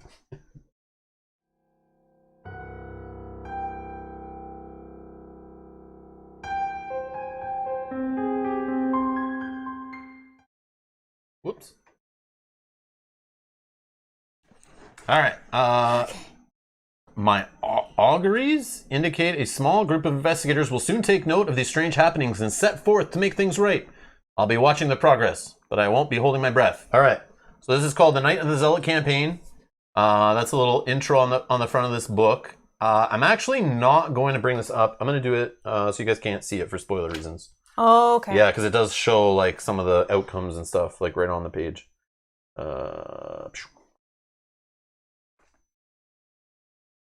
Okay. So yeah, you guys can't see that. Look how tiny that is. No way. All right. So we're supposed to read The Gathering. So we have a campaign log. Yes. If you want to show that, which you probably didn't write on yet, did you? Nope. Was I supposed to? Well, yeah. I can fill it in. So they give this campaign log. You can print these out on FFG's website, but they are on the back of this book. Like they couldn't give you a pad of those either. Come on, man. But yeah, they give you this on the back of the book, like you're gonna play this campaign one time and throw it away. On there? Or I guess photocopy this. Like who's got a photocopier? Come on, man. But anyways, I guess you could take a picture with your phone and then cloud print and all that. Anyways, but yeah, so we have this paper that we're gonna fill out with our investigators. You record your experience on here, your trauma, assets and weaknesses they've added to your deck, which campaigns you've done, any investigators that are killed, any notes during the campaign that will matter in future scenarios. So we'll be recording stuff on the side on that, just so you guys know there is a campaign log to use, which I'm all about. All right. Part 1, The Gathering. You and your partners have been investigating the strange events taking place in your home city of Arkham, Massachusetts. I can't say that word ever, but I know I've heard it 1,000 times, but I can't say it. Anyways, over the past few weeks, several townspeople have mysteriously gone missing. Recently, their corpses turned up in the woods, savaged and half-eaten. The police and newspapers have stated that wild animals are responsible, but you believe there is something else going on. You are gathered together at the lead investigator's home to discuss these bizarre events. So we're at Wendy's house. Okay, we're at Wendy's house. We're discussing these weird events that have been happening. Okay. So it tells you to gather up a bunch of cards that you're going to build this deck with and these cards in your box, okay? So we've shuffled, just wanted to give a little shuffle to this deck here. We set aside this Ghoul Priest. So there's this Ghoul Priest monster and Lita Chandler, who is some kind of NPC. We're setting off to the side. It tells us get those out of those decks of cards, put them off to the sides, and we found Lita. Okay, we have Lita. We can continue the stream. All right. Shuffle the remainder of the encounter cards, make the deck. Okay, we did that. That's it. That's all that's in this little book to get you started. Everything else is read it when we get to that point. And yeah, is Wendy serving snacks? I didn't know people were coming, but well, yeah. Maybe. Guess not. I guess not, yeah. Mel doesn't have a clever response for you there, Matt. I'm sorry. No, I don't. I tried. But anyways. All right. So we're going to read. This is the like bad deck. So in like you guys know Marvel Champions, those who do or in Lord of the Rings has it too, right? The whole what's it called? Or am I mixing that up? But anyways, the threat deck or whatever. Yeah. It's like that. So this is like the bad deck. That will get counters on it. Once this one hits 3 counters, you will advance it to the other side and read what's on the other side and go to the next one. We don't want this deck to progress. This is like the bad one, okay? This is agenda side, okay? Bad side over here with encounter cards. Good side-ish. There's not really good in this game. There's no good in these Arkham horror games that I found. But this is like the player one that you're trying to advance. This is the Act deck, okay? So we're racing against the game who's trying to advance this, and we're trying to push hard and advance this, okay? In general, you spend clue tokens to advance the good one, which is 2 per investigator, so it scales based on players. But sometimes they might do different things. Like there might be different ways to advance these decks, which is neat. Okay, so we're going to read the agenda. What's going on? It's late at night. You are holed up in your study, researching the bloody disappearances that have been taking place in the region. A few hours into your research, you hear the sound of a strange chanting coming from your parlor down the hall. At the same time, you hear dirt churning, as if some were digging beneath the floor. And we're also trapped. As you leap to investigate, the door to your study vanishes before your eyes, leaving behind only a solid wall. You're trapped inside your study until you can find another way out. So it just turned into an escape room game now. So let's start looking for numbers on cards. I'm just kidding. All right. So we're trapped. We're in the study. So locations have 2 sides. They have a locked side, which is the back, has a little flavor on it. And when you go to the location, you flip it. So we'll flip it in a sec. But this one says, you've been investigating the strange events occurring in Arkham for several days now. Your desk is covered in newspaper articles, police reports, and witness accounts. So because we're both starting in the study, boom. The door to your study has vanished. Okay, so, oh man, look, it's gone. See? Ready? Oh, it's like that on the other side too. Oh, that's lame. Anyways, the door is gone. So this is like a connection point. This goes nowhere. So these circles on the bottom are like, they'll have colored symbols, icons, and whatnot to lead you to other locations.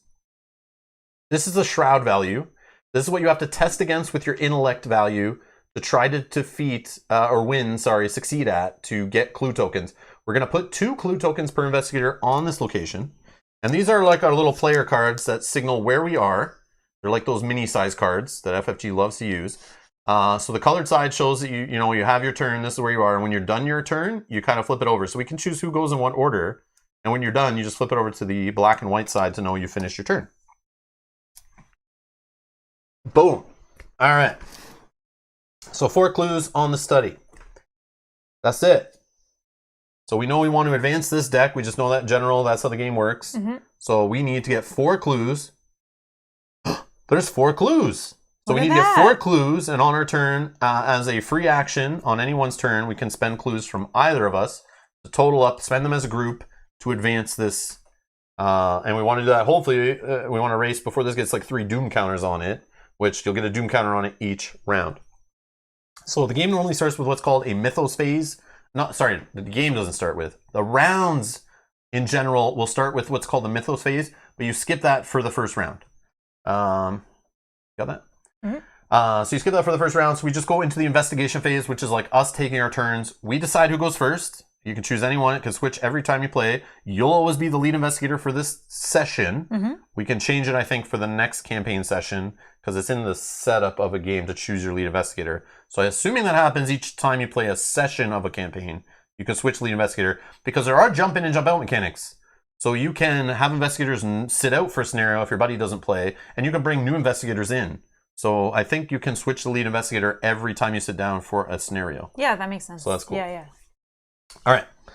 Who should go first? I think we're good to just go. Is there any reason? I don't think it really matters. I don't think right now because there's like no monsters. Yeah, there's no monsters. We're just collecting clues. I mean, there's no one for you to like evade first or me to fight first or anything that I see. So nope.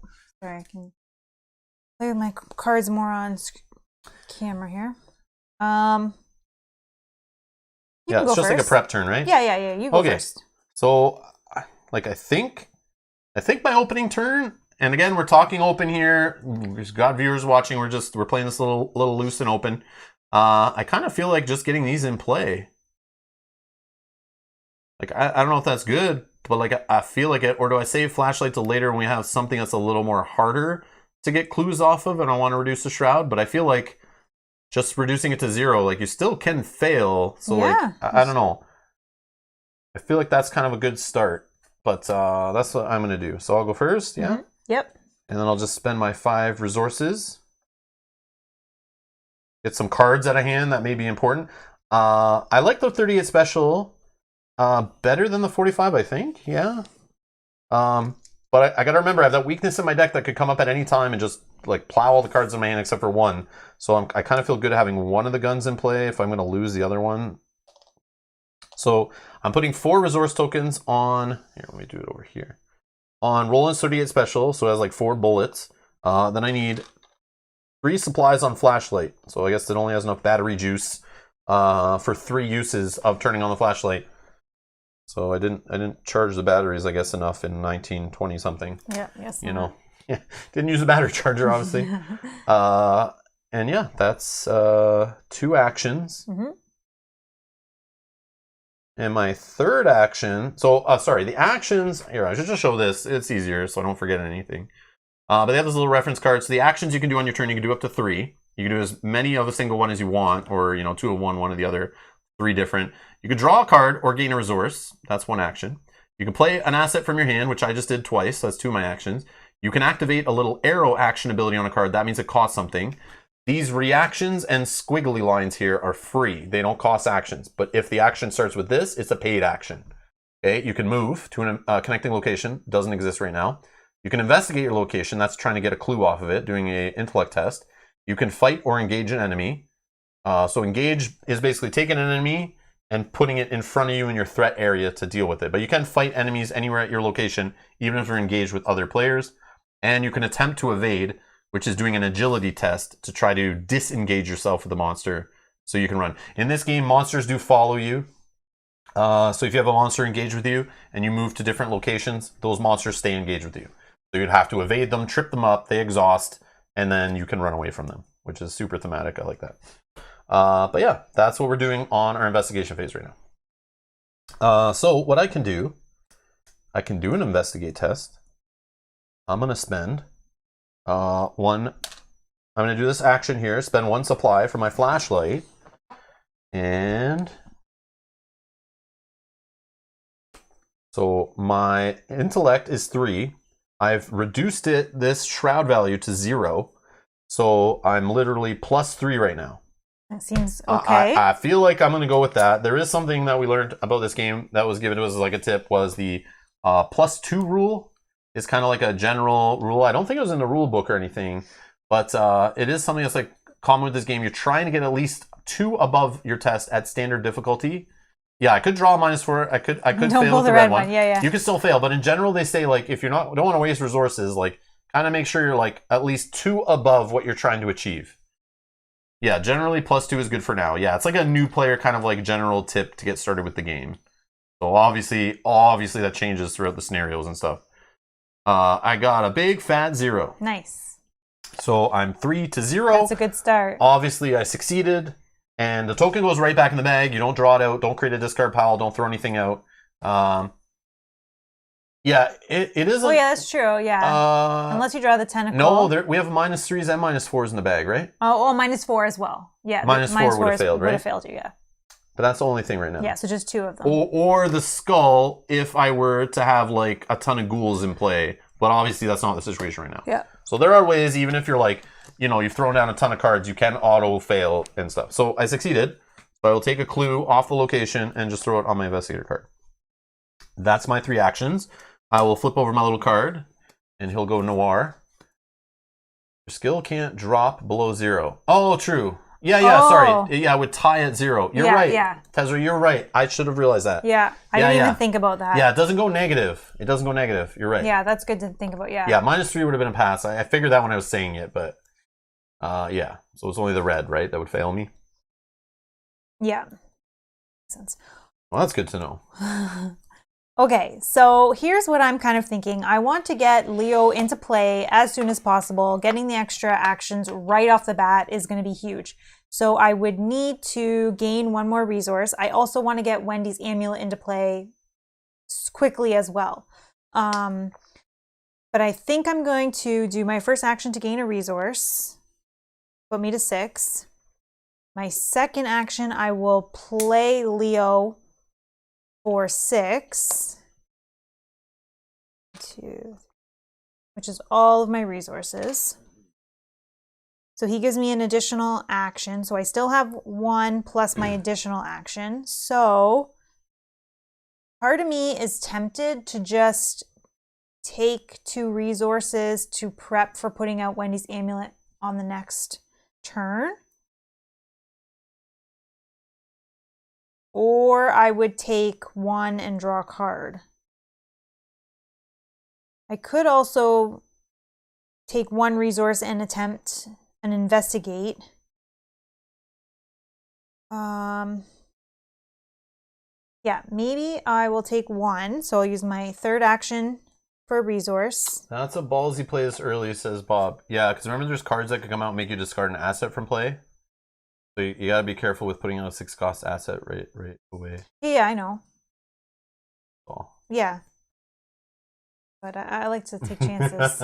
I don't know if in this scenario there's the ones that discard assets from play. I don't remember if it's like from yeah. I've had it happen I have to me. more in my It's hand. scarred me for life. Yeah. When you put that big expensive gun down, you're like, yeah, I'm ready, and then boom. Yeah. You still have ammo on it, it's gone. I like lost my mind. Yeah. Which these games tend to do, which is this does a good job of frustrating me. It does make me crazy. Definitely investigate. Okay, so that because I would get my second resource later in the turn. So I will do an investigate action. So I have 3 on. I have a 3 intellect versus 2. How many cards do you want to play to that? I have cards, but I don't want to play it to that. Yeah, I'll pass on that too. Oh, I drew -4. -4. So here's where decisions come in. You can when you reveal a chaos token, choose and discard a card from your hand, cancel the chaos token and reveal it. Add this one back to the bag and reveal a new one. But I don't think that's worth it for this situation. Especially if you have good cards you're trying to save for something good. Like, yeah. Yeah. Like, you're not being... Only thing you're being punished with is losing an action. There's no, like, negative punishment on this skill check, right? Yeah. No, there's not. So for this case, I will not do that. And Angelo saying, don't play scared. Fortune favors the bold. Exactly. I don't play scared. You're right. I don't. And then I'll be laughing or not laughing when I have to discard him. But that's okay. Wow. Okay, so that's my turn. All right, so now we're going to move on to the enemies. There are no enemies in play, so they will not be... There's hunter enemies that chase you down. There's enemies that will fight you if they're engaged with you. But we skip that right now because there's no enemies in play. Then we'll move on to... I forget what it's called, but it's like resetting and all that. Upkeep phase.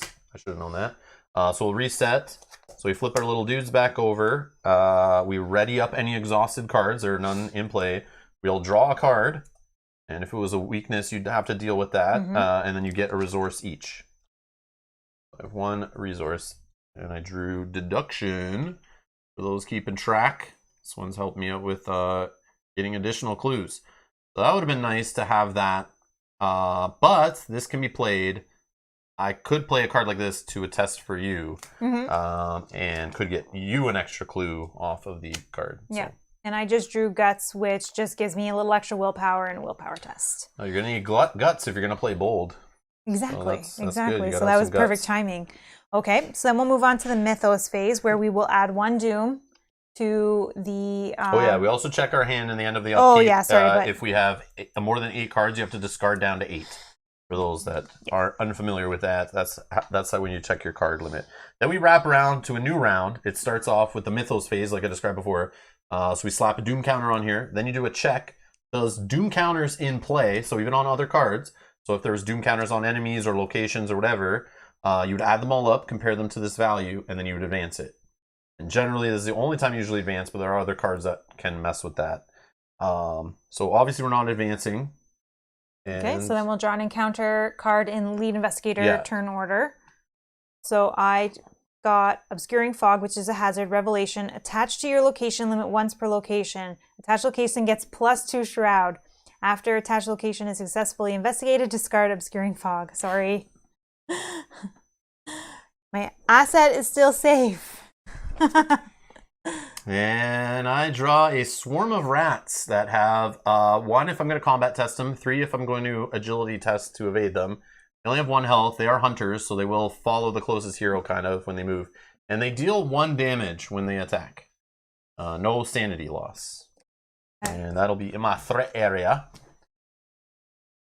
C4 says, love this game. I do too. No comment. I'm trying to tell myself I don't love it, so I don't spend $1,000 plus trying to collect everything from it instantly. So I'm trying to like trick myself. So I'll leave it up to you guys. The more you guys watch, the more you guys share, the more you guys like it and all that kind of stuff. If there's an audience for it on the channel, I'll spend the funds. But I'm trying to tell myself I don't love it. But you guys, if you guys know my history, like I love freaking all these LCG card games. Yeah. Competitive and co-op, love them all. Yeah. But yeah. All right. It's gonna be a toss-up though to decide which one we like better versus this one and Lord of the Rings. Right? Yeah, I'm a little biased with the Lord of the Rings theme, so I just love seeing those characters from there. I have a more of attachment to the theme and the characters in that. But the mechanics, the mechanics of like exhausting guys to commit them to quests feels a little lame still to this day. Yeah. That annoys me. That mechanic I just never really. I don't know. It's like a weird choice. It's like I want to, exhaust this guy for the rest of the turn because I'm trying to commit points to like advance the story and like not use the guy. Yeah. And just that feels bad, man. Yeah. But I do like the mechanics of this one a little better, I think. Yeah, I feel like this theme is growing on you. Yeah. Oh, definitely. Yeah. Definitely. I always like to get into the theme of the games I play. Yeah, for sure. Rat snacks, yes. Yep. All right. Now it's back to investigator turn. We choose who is gonna go first. Are you interested in going first and dealing with the rats in your location? That would help me get a token off here, but but this says after attached location is successfully investigated. Right. I don't think discovering a clue is the same thing as successfully investigating. No. I feel like successfully investigating is doing an intellect test, actually doing an investigate action. Agreed. Do you think it's worth using a flashlight on an investigate test? Yeah, that's what I'm saying. I think I'd be the one to do it. Yeah, because I think then you go first. And I have a monster to get one off. I could then test, hopefully succeed, and get the other one off. And then this would go away. And then I would potentially be able to that's like my plan. Yeah. That's my plan. Yeah, discover does not equal yes. Yeah. I know from playing enough board games at AKFFG products, it's like, yeah, it's very, very specific wording usually. Okay. Need to kill the rats first anyway. I do for my turn. If I were to do any other action other than attacking or evading these guys or a resign, but we don't have a way to resign, but it's a way to kind of like quit the scenario. Or parlay, which I think that comes up in this one, I think. But it's another action we don't have access to right now. But if I started like investigating first, this enemy would do an attack of opportunity and automatically deal damage to me. But he's engaged with me. So Mel could technically go and do things at this location because she's not engaged with the enemy. So we technically do not need to kill them first. And I do have 9 health and I'm full health. So technically this guy only hits for 1. I don't have to. I know, Buell, I know what you're referring to. I'm just trying to be very clear for those watching so they understand. I'm trying to, for these first few turns of the game, really describe it out because there are quite a few people here, I was surprised, that have not played this game. So I am trying to talk to the new player. But again, like, good point for bringing that up. I do appreciate it.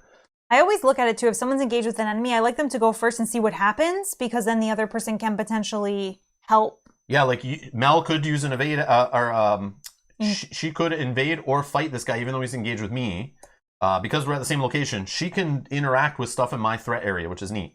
But if she had to do something with an engaged enemy, she could actually spend an action to engage this enemy, to take it away from me if I needed to be freed up to do something else. So there's like little plays like that you can do, which is neat.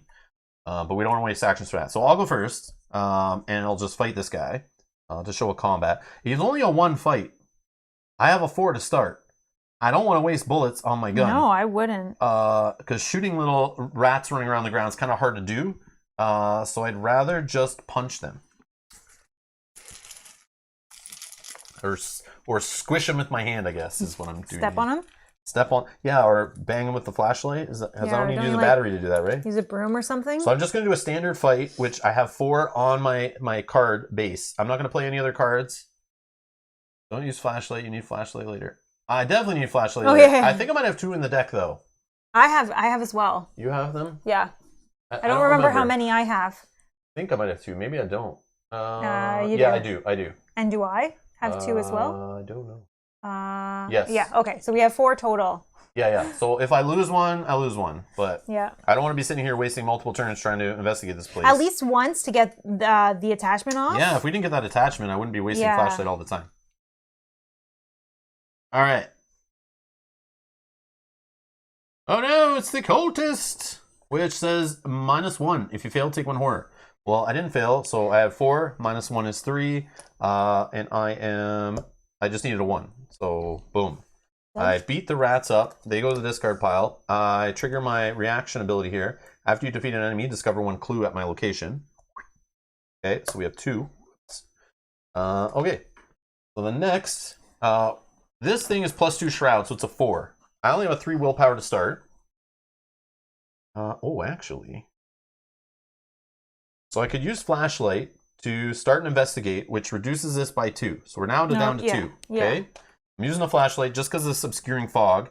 And now I choose whether I want to play cards. I think Mel can see what cards I play first before she decides whether she wants to put in a card. But I'm going to add 1 to that with this deduction. And the cool part is, I don't know what else you're going to do on your turn. I guess you could just draw cards and get resources and stuff. But this, if I succeed, which I may not, I could discover an additional clue at the location. So I could grab these 2 and we could start plowing through this a little fast here. Yeah, because that would be all. I really want this to succeed because I've now committed some of my battery juice. Yeah. I've now committed a card, and I don't want you to start bumping your head against obscuring fog, having trouble investigating it. I may. Let me think.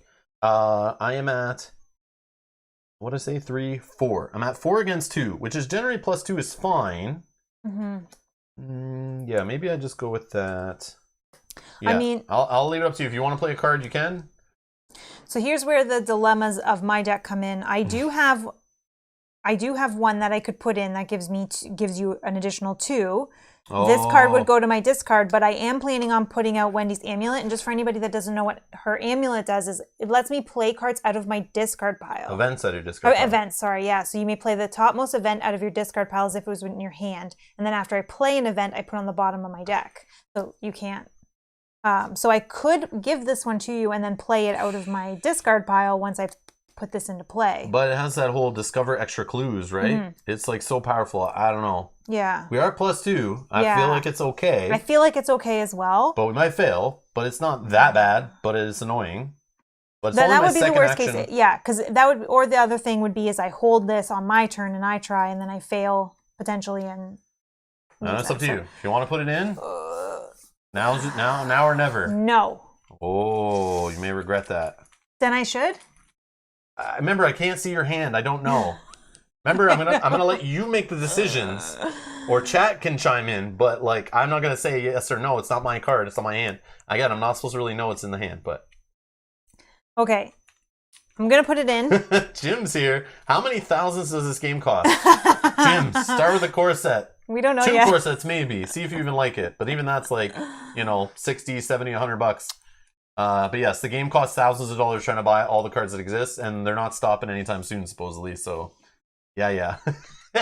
Yeah. It's an expensive little proposition if you get hooked. Yeah. Okay. Warning.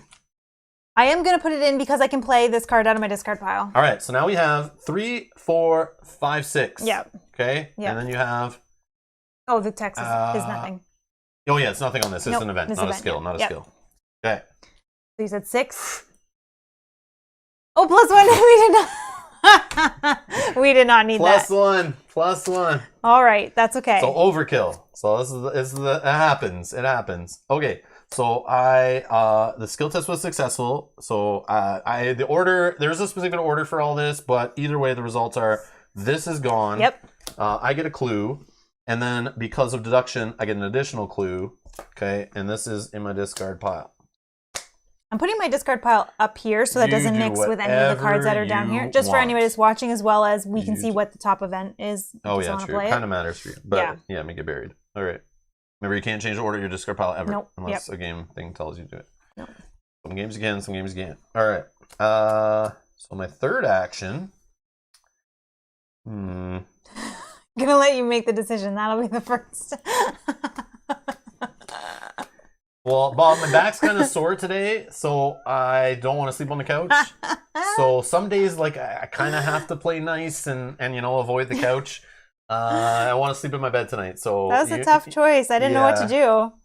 We didn't even. But that's part of the hook of this game, though. That's part of the hook of this game. Yeah. Yeah. If I couldn't play the card out of my discard pile, if I didn't have the amulet in my hand, then I wouldn't even took the chance. So as I see Cohen's mentioning it there, and hello Cohen, by the way. He's been here. Yeah, but I didn't notice because there's so many people are chatting. Lots the chat's of like chats flying, happening. Sorry. Considering usual. I know there's a passionate crowd for this game. I can tell already. You guys are really into it. Even the ones that don't know this game, I see, are getting right into it.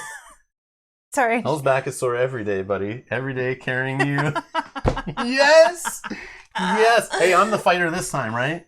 We'll see about that. No, you are, for sure. Yeah, but I'll be begging for you to, like, exhaust enemies, though. Like, help me, please! Help me, I can't deal with this guy. Exhaust him. Let me run away from him. Evade him. Oh, gosh. Well, I go over here and get treasure. Yeah, let me collect all the clues. Yeah. Okay. Sorry, you were saying something about Cohen. But Cohen, yes, hello. And, I forget. Advance the Act is a free action. Yes, we'll do it now, right? Because we don't need to pay for it. There's nothing on here to tell us to. We just need 2 clue tokens per player. Yep, so I'll spend all 4 off mine. If Mel had some, she could put hers into and whatever. We can decide where they come from, but we spend them as a group. So I will advance the act. So you flip this over. And there's a whole bunch of story text and some game stuff. So it says, the door on the floor. So this is Act 1B. You notice the edges of your newly purchased rug are tattered and mud-stained. Finding this odd, you shift the furniture aside to pull back the rug. To your surprise, you see the door leading out of your study. You slowly turn the knob, and the door swings open, revealing your hallway below. You jump through the doorway, landing on your feet on soft dirt. The door on the study slams shut above you. The smell of burning wood fills the narrow hall, intermingled with the scent of rot and decay. Put into play the set-aside hallway, cellar, attic, and parlor. Forgot to mention before, I did it already, but there are 4 other locations they also had to set aside besides the NPC and the ghoul priest. So we are putting the hallway. Where was it? Right here. Hallway, cellar, attic, and parlor. Discard each enemy in the study. There are none, so okay. We win. No, I'm just kidding.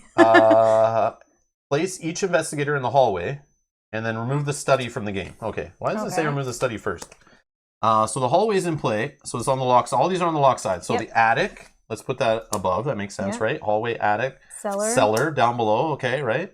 And the parlor. Let's just throw that over here somewhere. Okay. Yeah, looks good. I don't know. This is how we played with it before. I don't know how to do it, but and certain locations. So they're on the lock side, like I said. So we don't know the shroud value and the amount of tokens. You can read the little text on them. So this is the parlor. The entrance to the parlor is blocked by a dark, glowing, unfathomable barrier. You cannot move into the parlor. And it says, you are unsure what would happen if you tried to cross the threshold of the strange barrier, but based on its extreme heat, you sure as hell don't want to try. And you can see here how they connect. So this has a green diamond up here and a red square. So to get to this place, you have to leave locations. For example, the hallway is connected to that place via this dot. And then I know from the parlor, I go to the red square place here, which is the hallway. So this is how this game kind of connects locations. And I did see there's tokens. People have little dual-sided arrow acrylic pieces to kind of connect everything. And I know it gets more complicated in future scenarios. And then you see here the attic is a blue, or the attic, sorry, is a blue triangle. And it goes back to the hallway. The cellar is a plus, burgundy plus here, and it goes back to the hallway. And obviously the hallway connects to those two right here. But the parlor obviously doesn't connect to the cellar or the attic. So it's like you kind of can see how the hallway is like the central connection to all these locations. Kate says she uses toothpicks.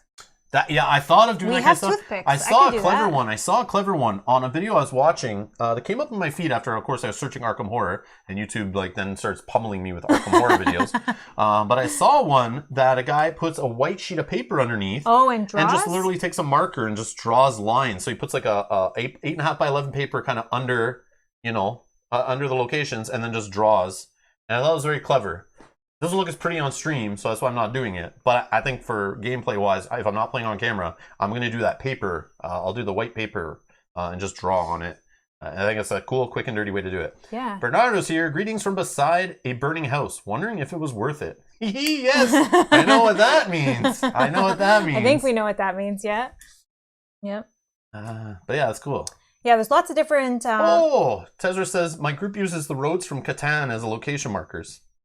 Oh. That's a good idea. That's a good idea. Yeah, there's lots of different things that people have used. Cork boards and string. Oh, that would be super thematic. Yeah.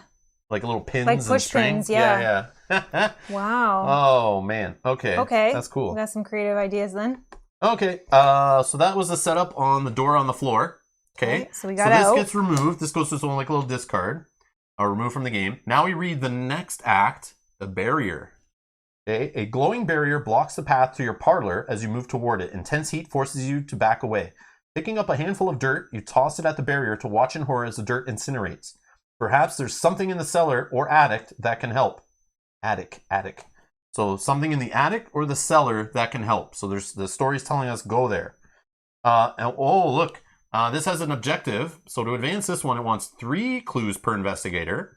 It says, when the round ends, investigators in the hallway may, as a group, spend the requisite number of clues to advance. So we need to, I think, both be in the hallway if we're both spending clues from ourselves. Yep. To advance. So at the end of a round. So okay. we can't do it as like a free action in the middle of our turn like I just did. We have to wait till the end of a full round. So that's interesting. So the attic has text on it saying, the smell of rotten meat assaults your nostrils as you approach the attic stairs. Awesome. The hallway says, a moment of panic and disorientation strikes as you land upon the floor of the hallway. The world spins as if turned on its head. So, like, of course, there's cool art in this game to really get you into it. I love the graphic design and the color of this game. It's like fits the theme perfect. Very muted, old kind of feel, but very clean design. I like that a lot. It's not, like very poppy and colorful. Like the art is very much the central focus of the card. I really like that a lot.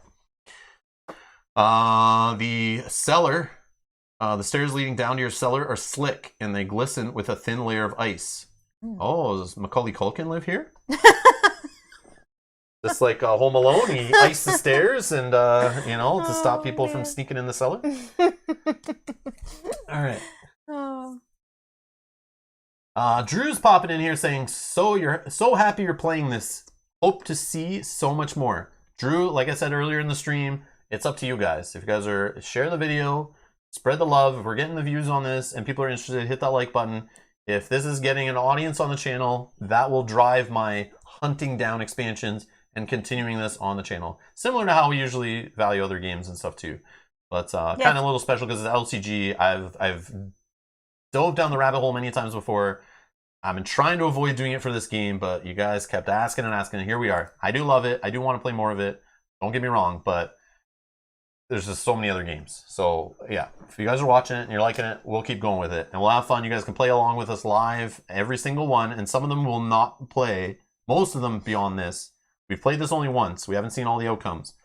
But the other campaigns will play like live on stream first time and have like some surprises. And yeah, we won't know what's coming. We'll see some surprises in this still, I know, for sure. Because we didn't see everything, I bet. So it should be fun. And we might take different choices this time based on what you guys pick. Yeah. So people in the chat are saying they want to see more. So hit that like button. Let us know that you want to see more. That definitely helps us know. If you guys know of any Arkham Horror groups or anything you share these videos in, that would help out for those fans to find us. I try not to do that and be spammy and like harass the fan groups too much. I try to once every now and then drop a video in. And self-promotion is usually not. Yeah, I don't want to be one of those guys that goes in self-promotes every day and that's all my contribution to the group. I'm more of a lurker. I love reading stuff, commenting, hitting likes when I can. Mm-hmm. But if you guys share videos, that's okay. If you want to, if you feel like it's something, again, I also don't feel very confident we're playing the core set 5 years late. Yeah. So in an Arkham Horror LCG hardcore group, I know there's lots of new players flooding into those groups every day during this COVID pandemic, but there's a lot of hardcore players that maybe don't really care about seeing someone play through the first scenario. So Yeah. Which we understand. Which we fine. totally get. Yeah. But thank you everyone for supporting the channel and helping the videos out and stuff. Okay. So You're not on the cutting edge, Rob and Mel. Yes, exactly. exactly. We're not. We'll get there though. You'll be surprised. We'll get there. Yeah. That's what I think, but we'll see. We'll see. Okay, so we are in the hallway, so we are allowed to flip this card, right? Oh, yes. So automatically flip it when we arrive at a location, but we start here. So the game kind of put us there. So it's a 1 shroud value, but no clues are on it. Oh. So if a clue ever was removed from me or you and put on the location, which sometimes the game will do to you, you still can do a test to get a clue off of here. It says the walls to your house are splattered with mud and your hardwood floor is gone, replaced with a dirt path. Okay. All right. I think you still have one more action. I do have one more action, yes. I might as well move to kind of see somewhere else. I think I'm going to go to the cellar. We know I can't get into the parlor. Mm-hmm. Out of the attic or the cellar. I think I'm going to go to the cellar. I can't remember. I can't remember the values, but I'll go to the cellar. I feel like there's like monsters here or something, but maybe that was just our playthrough. Again, I'm trying not to spoil things. But yeah, I'm going off a little bit of memory here, but it's been a bit. All right, cellar. I go here. This flips, so it's 4 shroud. That's better for you though. If I'm with fighting, a flashlight. yeah. If I'm fighting, and flashlight, yeah. So 2 clues per investigator on here, and it says forest. After you enter the cellar, take a damage. Oh, wah. And it says, your cellar seems to have been replaced with an underground network of icy tunnels and caverns. The cold chills you to the core. So it's like you slid down the stairs. And I brought my trench coat, so I'm warm. So it's a good thing I came this way. Although, I'm feeling a little draft under my trench coat. It's a little cold. Some of the air is like rising from the floor and feels a little cold, you know? But anyways, your cellar, I want to show the victory point. It's got a victory point on here. So how this works is the victory points lead to experience. So anything with a victory point, if there's an enemy that has a victory point and we defeat it, it goes to a victory display. It doesn't go to the discard pile. If we clear all the clues off a location and it's empty at the end of the scenario, you will add these to the victory display. So we add up all the victory points we earn, and that gets you experience, which helps you buy new cards for your deck and level up, or you can save it for future chances to level up. So there's motivation for just not getting clues off this one to progress this. There's also motivation to get the clues off of it to get victory points to help us in the next scenario by improving our deck. Which I freaking love that stuff. Amazing. I freaking love that stuff in games. Yeah. As you guys know. But it makes you want to clear this even though you don't need to. But sometimes there's things happening where like you can't waste the time. So you gotta just say, screw it. It's not worth the victory point and you gotta value that, right? But okay, so I'm just there. That's my actions and I am done. Go ahead. Dan, I knew you'd comment. I was definitely looking for you. That's for wonder you. Why, he says. Is there a draft in here? Or are you just happy to see me? Okay. Get all the victory points. Yes, that's the goal. Okay, so I think first action, we are going to play Wendy's Amulet. So again, that's 2 resources. I may play the topmost event from my discard pile as if it was in my hand, and then force, after you play an event, place it in the bottom of your deck instead of your discard pile. Okay, now I'm tempted to move into the attic to see what is there. Is there any reason why you'd want to come and hang out with me? I could help you with tests. I mean, that's a strategy for sure. The 1 damage is not going to hurt me. Like we could get more information and find out what's up there, and if I need to come and help, or you know, that kind of thing. So like we would see more info. Probably a good idea to split. And like both be working on 2 different things. I guess. But that's the thing. Like if she splits, that means she can't help me with monsters that I have to deal with at my location. She can't help commit cards to my tests and stuff. Yeah, there's a strategy. And I can't help her out. Yeah, so this is some of the things that come up in the game of like, you know, orbit saying stick together. But then the other issue is, and I look from an action, you know, economy kind of perspective. I already moved down here, cost me an action. So if you were to come down here and then we'd have to go to the attic, it's going to cost you 2 more to get to the attic. It might be a waste. and we need to get 3 per investigator. There's only 4 here. Yeah, so we have to So go there's to the gotta attic be, no we matter need what. more clues. That's why I would argue to yeah. go search somewhere else. I mean, they might be in the parlor, but we can't get in the parlor right now. Yeah, and we have it's telling us to go to the attic or the cellar to get into the parlor. So yeah, I don't know. Bob says there's time to split up. This ain't it. yeah. Okay, I'm thinking of moving for action 2. Yeah. Terror theme is always better when the team splits. LOL. Exactly. What happens in every horror movie when they split up? Yeah, that is true.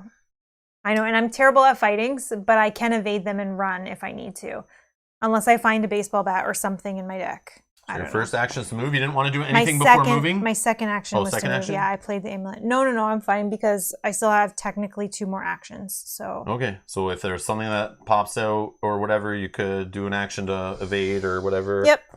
Okay. Yep. I'll be right back. All right. Okay, so Force. After you enter the attic, take 1 horror. It has 1 shroud value and 2 clues per investigator. So I'll take 1 horror when I enter. Okay. And 4 clues. And it only has a 1. I can handle this. I can get some clues super off low of this. shroud. Wow. Yeah, I can do this. I just need some enemies at my location to start fighting, right? Yeah, because then you can get them without having to... Otherwise, I only have 1 flashlight use left. I need to find some other cards. Okay, that was action 2. Action 3, I will attempt to investigate. So I have a 3 intellect versus 1. Yeah, I will get all the enemies now. That's the problem, Kate. It's like, or I'm going to draw that icy fog or obscuring fog thing to go on this card to add plus shroud to it too. Yeah. It's like going to get worse. Like, it's like, what do you do though? Like, you don't know. And you got the -1. If you fail, take a horror. Okay, so I was 3, so now I'm 2 to 1. I got it. Boom. Take a clue. Take a clue. Now, Luca gives me 1 additional action during my turn, so I will do that again for my 4th action. Okay, so again, we're 3. So if you can get all 4 of these in a couple turns, I'll need to get 2 off here. Or we need to get 2 off there to advance this. -1. Again, got it. Still good. Famous last words. I can handle this, says Bob. This is Arkham Horror. You betcha. Okay, and then that is... Yeah, I definitely get Mansion of Madness vibes playing this. Like, it's definitely that Mythos theme, FFG, yeah, the Arkham theme Horror. is huge here. Arkham Horror, like, but all the same kind of things happen. Like, you have that same dire feeling and same story, stuff to it. I definitely get that vibe of playing this game. So I know, like, if bad things can happen, they're going to happen. Kanji's, hey Kanji, saying, Rob, not sure if you mentioned already, but there is a really great app for tracking campaign and cards directly links to ArkhamDB. Yes, I have it. Arkham Cards app for Android. I downloaded it yesterday. I meant to talk about it at the start of the stream to show that off to people as a thing. Thank you for reminding me. You can do that in the next one? We're not going to use it through this play, but it is really cool. I was going to show you actually last night because we were. It connects to ArkhamDB and actually pulls data. A huge thing on ArkhamDB and any DB site for LCG games. Super powerful feature, and I want to show this. So, commercial break here. If you have a card and we're not sure how, let's say Flashlight. Where was it? Flashlight. Okay. I love this about these DB sites. People will put FAQ entry stuff on here or questions that come up in forums and that kind of thing. So if I have Flashlight, I click on it. Okay. I go to the card page. Okay. This is in the web app. Okay. There's a different developer doing what's called the Arkham Cards app. And we saw this for Keyforge and stuff where people make apps that pull from the API of the web app that these guys are doing. So you go down here and boom. I love seeing this info of like FAQ. If you reduce the shroud to 0, investigating this location will be successful even if you reveal a -8. So here's what we were talking about earlier, right? Yeah. So if I would have clicked on this earlier, I would have known this. And I love reading this stuff when I'm not playing the game and I'm like building a deck or net deck and I'm like, why is this card in there? I don't know how it works. You can go in here, super valuable for people learning a game.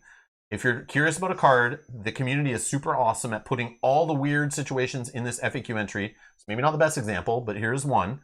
But you'll sometimes see there's like 5 or 6 entries describing all these weird situations, weird interactions, things that have been answered by the developers are all in here. In the Arkham Cards app, which I know is in the Google Play Store, I don't know about iOS, I have it on my Android phone, but you can do the same thing in there. It pulls all this info. So you can literally be on the can, browsing the card database, building decks, reviewing your decks, changing your decks, I think. And you can store all your campaign info, but you can read this kind of data about cards while you're not playing a game, or you're sitting in front of the TV, you know, your wife's got a crappy show on you don't care about. You can sit there and on your tablet or whatever, you know, or bring up your laptop and you can browse through this stuff. But yes, thank you, Kanji, for reminding us of that. But it's called Arkham Cards. Arkham Cards.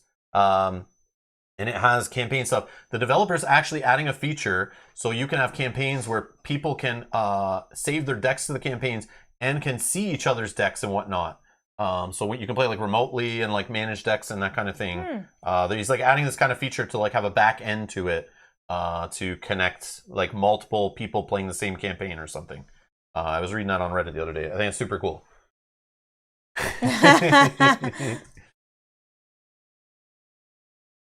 Yeah, so Arkham Cards. I don't have my phone near me to show it, but I don't have it downloaded. Yeah, no, it's okay. And Cohen says it is on iOS as well. It is okay, perfect. Yeah, That's great. Yeah, I saw somebody mentioned it online. I saw it and I was like, oh, I love when people do that kind of stuff for these games. And I looked at it. I just dabbled with it. Mythos Busters. Didn't know that about Mythos. If you support the Mythos Busters Patreon. Oh, yes, the audio narrative stuff. Yeah, I saw that in the app. Yeah, there's a feature in the app where you can turn on narrative, but you got to like link to your Mythos Busters, whoever they are, a podcast or something. I don't know. When they read like through the stories, yeah, and then you can play this campaign stuff, we could have had this read out in the app. You just go to it and you're in the campaign. You just click like play or whatever. Oh my god, I love that! And it will stream from their like feed. I'm assuming they're like podcasts or MP3 files or whatever. That they'll read it out, but you have to like donate to their Patreon to get access to that. Right. But obviously they're doing the work. Yeah, that's amazing. I think that's super neat. Yeah. I just didn't know for like I don't know for copyright and stuff. I didn't want to try to dabble with that in a live stream. But yeah. We have to be careful. They're a podcast about Arkham LCG. I think I might already subscribe to that. Actually, okay, I'll have to check that out. Thank you. Drawn to the Flame. That one I think is an awesome podcast. Also about. But Mythos Busters, is that the one that's the guys from the Cardboard of the Rings are on? From the LOTR LCG. I could be wrong. I listened to like their first episode and I was like, oh, I recognize these guys. I remember listening to that podcast for so long, Cardboard of the Rings.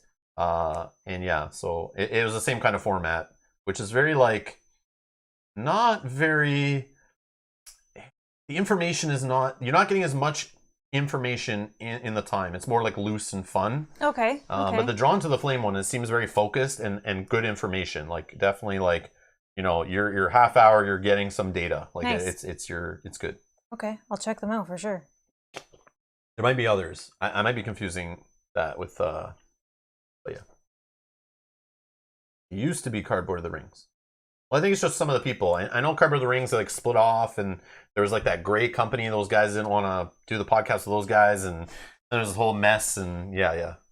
But Gray Company, I like that podcast too. It's good. But anyways, all right. Okay, I don't know what we're doing. I just finished my turn. Cool. Enemies? Nope. No. Reset. All right.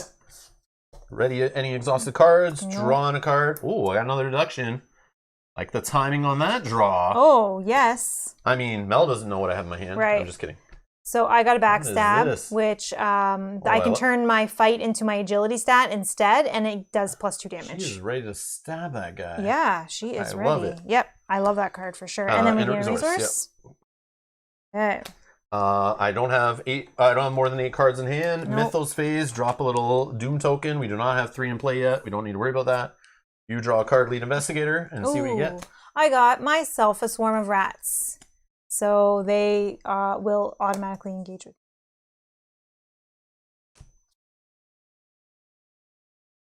you. Dissonant voices. Get out of my head. Revelation. Put dissonant voices into play in your threat area. You cannot play assets or events. Whoa. Okay, deduction's a skill, though. All right, okay. Anyways. What is the... Forced. At the end of the round, discard dissonant voices. Oh, okay. So for 1 round, you can't. Okay. Whew. That's terrible. Yeah, I've never seen that card before. That one before. Again, this is what's cool. We're playing the second time, and I've already seen a few cards, even in my own deck, that I've never like read. Like I didn't draw them or use them or whatever yet. Wow. So yeah, there's replay here in the core set, definitely. That card's terrible. Yeah. At least it goes away on its own. We don't have to waste actions to get rid of it or anything. Yeah. Not the worst card ever. Okay, we believe you, Yeah. Kate, because No, you know. no, it's not the worst. I'm reading it like I can still kind of do what I want. Yeah, depending on your deck, for well, sure, that's and what the I situation. I got assets down early that I can still use. I'm good there. Events. I don't have any in hand. The only asset is a gun, but I want to clear a flashlight first. And that's it. I can still play skills on tests, so I'm good. Yeah, you're good. I'm good. It's not bad at all right now. All right. Who's going first? What are we doing? Oh, Dissonant Voices is a narration project name for the Mythos Busters for this game. That's That's cool. That's clever. cool. Brad says, Arkham Horror, how could I pass this up? Hey, Brad. Exactly. Hi, Brad. Where have you been? No, just kidding. Welcome. You didn't like what you were playing before. Yes, Bob can't wait for my impersonations of the different names like Yoxloglof. Oh my god. Yep. I'm not looking forward to that. It's very attractive, I know. No, I'm talking about me trying to say it. Kids need bedtime. All right. I'll let that slide. Taking care of your children, I guess, takes priority over watching a stream. That's Definitely. one of the few things that's okay then. All right. Okay. Should I just go? I guess there's no one to fight. I just have rats, but I think I'm fine. Oh, you have rats. Bring them to me. I'm not going to bring them to you. That seems silly. I think I can fight them. A one-on-one battle. They're very easy. I know. They should be fine. I do have some stuff that can help myself, but hopefully you don't get. They just do 1 damage back. Not that bad. Yeah, that's They're just not that like an bad. annoyance. yeah. If you moved, you would take 2 damage attacks of opportunity, right? Doing non-fights to bring them over. But then I could fight them and use them to get clues, but that's okay. No, I will just fight them. But do you want me to go first Yeah, then? go ahead. Okay, so first action, we will fight the rats. So I have a combat skill of 1 versus 1, but I will throw in an overpower, which it gives me 2 additional combat skill, and I can, if this test is successful, I can draw a card. So I'm coming in with 3 on 1. Drew says, I demand all character voices for Midnight Mass Scenario 2. Yes, tomorrow night, 7:30 p.m. Eastern. Be here. Set reminders. Playlist link is down in the video description. You can set reminders for the next 2 nights. We're back same time with the stream. We're just going to continue with it. And we'll be able to get into it quicker, I think, right, in the next 2, because we won't have to go through all the opening stuff. Okay, so we're going 3 on 2, or 3 on 1, -1. So 2 on 1, I win. I kill the rats. Okay, and then this test was successful, so I get to draw a card. Is that Khal Drogo? It looks like it. It's got Khal Drogo on here. Yeah. We got Dothraki, the leader of the Dothraki here. Yeah. Like the call of the Dothraki fighting some octopus. It's a Kraken. He's fighting the Kraken, the Greyjoys. Yeah. That's what I see there. Okay, and that lets me draw a card, which is just a little bit of perception. Ooh. Oh, that's helpful, but not. Okay, so that was action 1. Action 2, we will go for a investigation test here. So 3 on 1.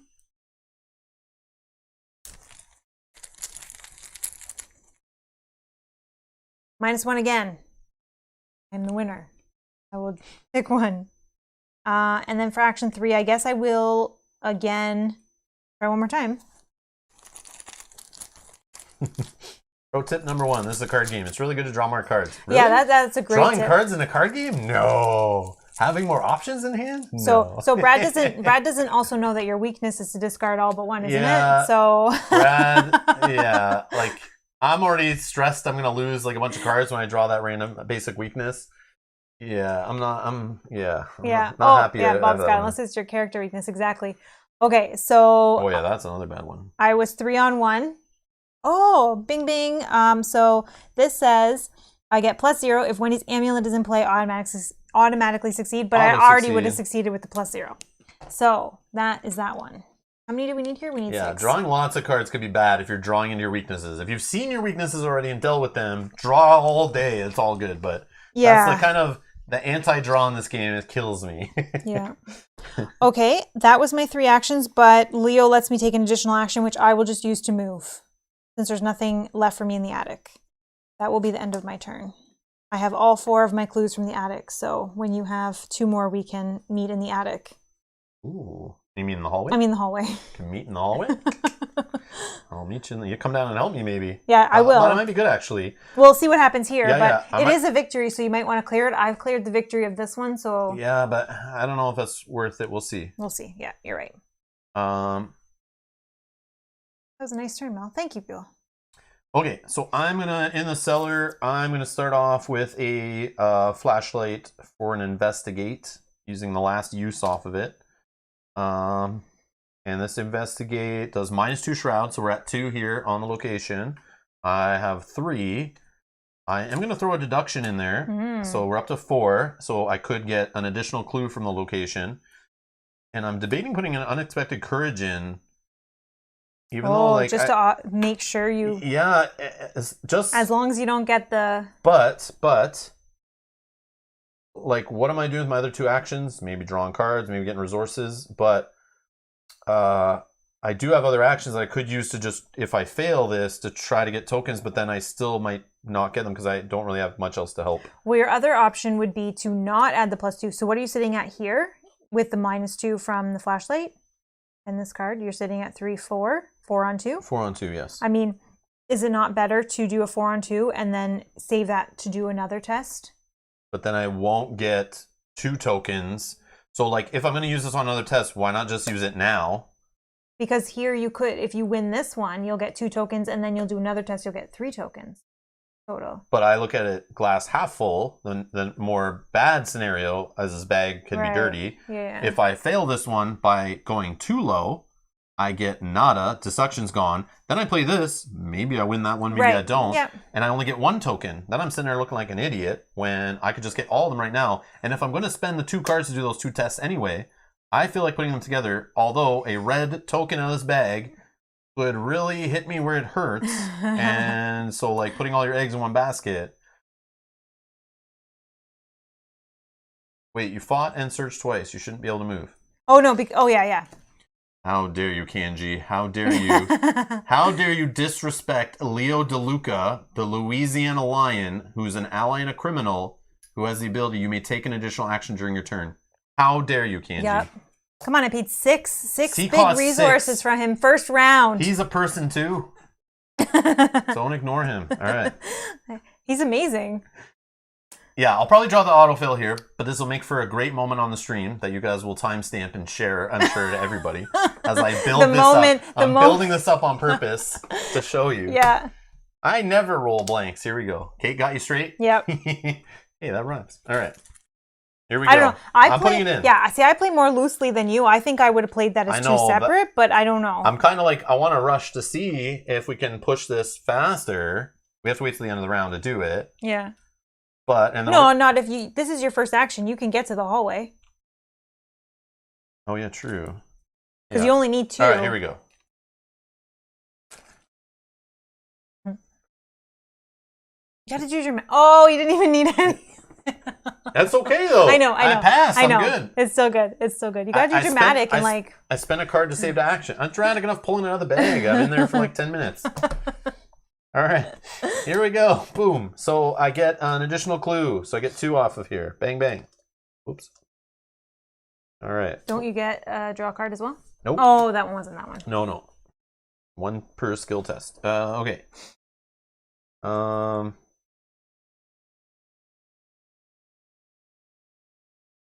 think I just draw. I think I draw.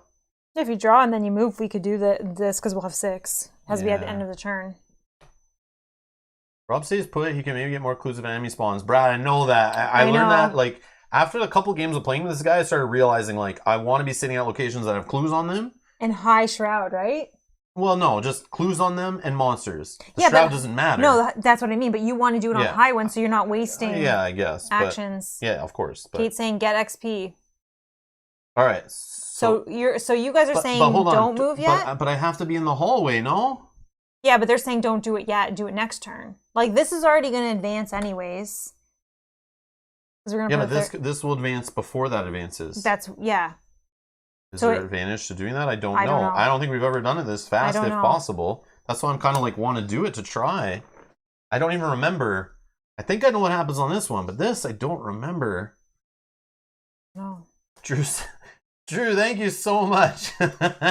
Drew with the super chat for 5. Thank you so much. So happy you're playing Arkham LCG. So happy you're here watching. Yes, thank you. Thank you for the support. We appreciate it. In a second. I don't know if it will. That's the problem. Working. It usually takes a second for those to come through.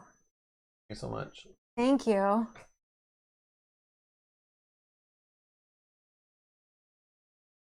I don't know. Anyways, all right. May pop up. Thank you so much, Drew. All right. All right. That's like a third of the next Mythos pack we buy. You just you just help pay for the next deluxe box. Yeah, I think that's a sign. Thank you so much, Drew. Thank you. It'll definitely feed the habit. It'll feed the habit. I mean, purchasing product for this game is what I mean to call it. Or the addiction. Feeding the addiction, yeah. All right. Yeah, I don't know. Like, I kind of want to... I mean, it's totally up to you. If you want to wait one more turn... I'll stay. I do want to get resources going. I do want to play this gun, I think. 53 so far?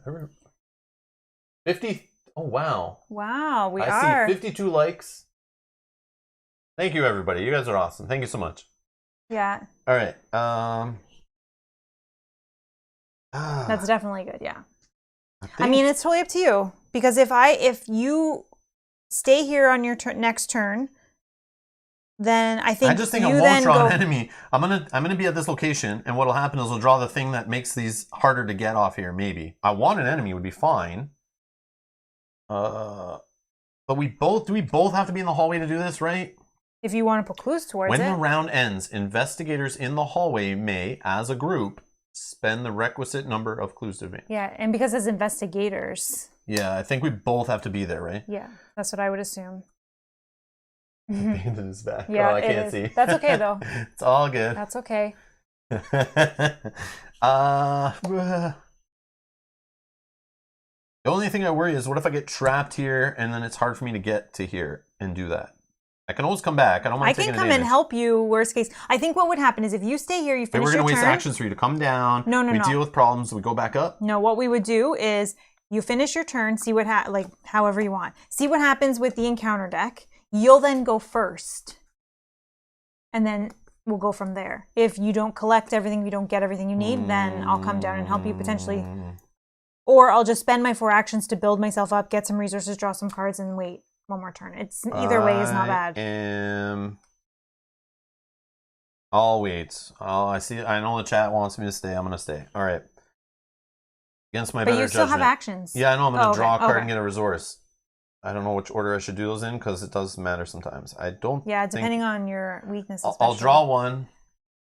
Oh, another flashlight. Look at this. Man, my deck is timing. My deck is being very nice to me today. This isn't normal. This doesn't seem normal, but it's being very nice. And then I'll take a resource for my 3rd action. Done.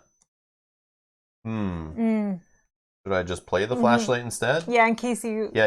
I want to dual wield. I want to do it, but I'm okay not. I'm actually, instead for the 3rd action, just going to spend my resources. I'll discard the other flashlight to free up a hand to play another flashlight with 3 uses. Just in case I draw into that card that makes me discard all but 1 card in hand. I don't want to lose the gun. I'm not sure if I need it in this scenario. Just remember, like, weapons are good and I'll use up bullets. And I do not have the ammo cards in my deck right now that help get you additional ammo for the guns. So when I see my second gun, I'm kind of like, I want it there once I start fighting real enemies. We haven't really got more than rats yet, which is weird. Yeah, just 2 rats. I feel like I'm usually using up these pretty quick. But we haven't really had that many turns, right? We've only drawn. Yeah. We'll pick up the pace. I get you, Mel. All right. No. That's not what I meant. I'm just kidding. Okay, so at the end of the round, this gets discarded. Okay, so I'll just end my turn here.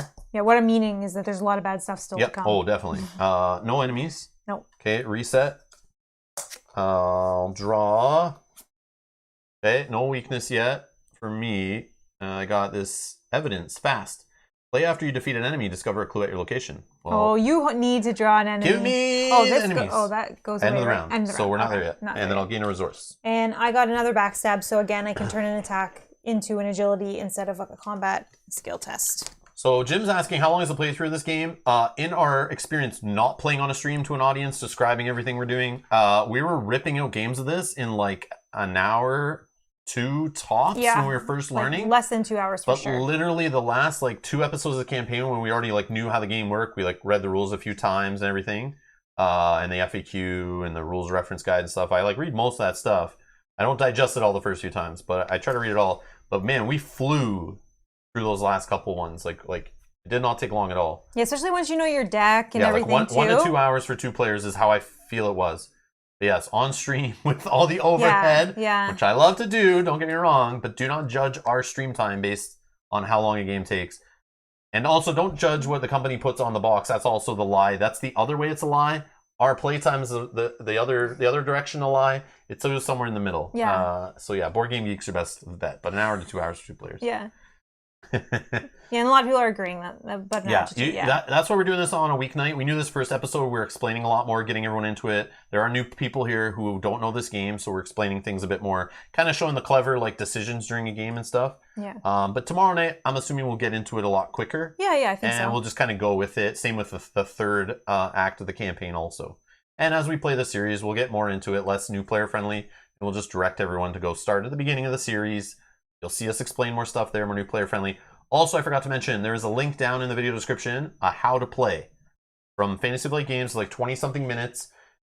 I should have said that at the start of the damn video. I'm so sorry. But for anyone who finds this video later, that's where there's good rules. And if you're not sure right now, you're watching and you're confused, go watch that and come back. Or rewatch this later after going and watching the how to play video if we're not doing a good enough job.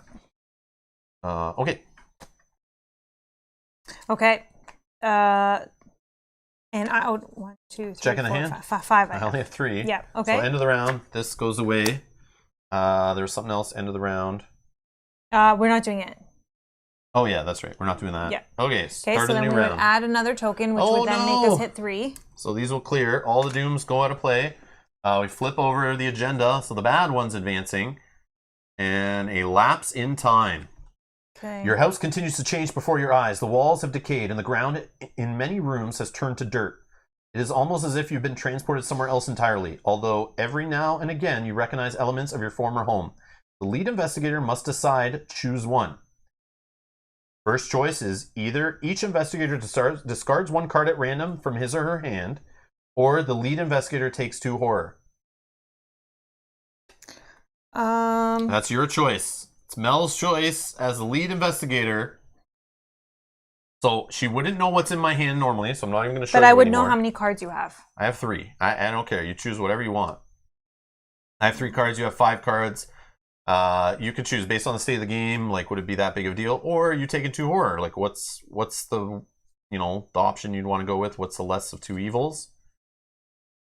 I'm going to take 2 horror. 2 horror. Mel's taking 1 for the team. So I already have 1, so we'll just go to 3. I think I have 7 total. Yeah.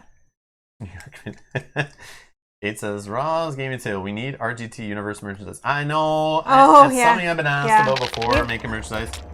Oh, there it is. That was very delayed. Yeah.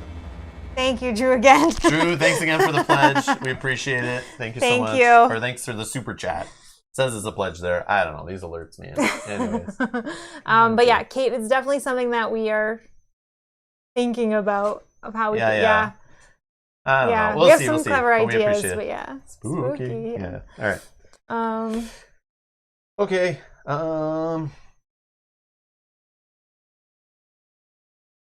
We did these cards. You draw one. Oh, Kate said Drew's in the Discord too, so it might have been separate. 2 separates. Oh. Things are not. So that wasn't the super chat. Hold on. Oh, but it was. Maybe it's. No, hold on. What's going on here? I'm just out of curiosity. Yeah, Drew 5 in super chat. Yeah, maybe. But hold on, maybe let me check. Like I'm not seeing anything on my thing for the words. This is super annoying. Yeah.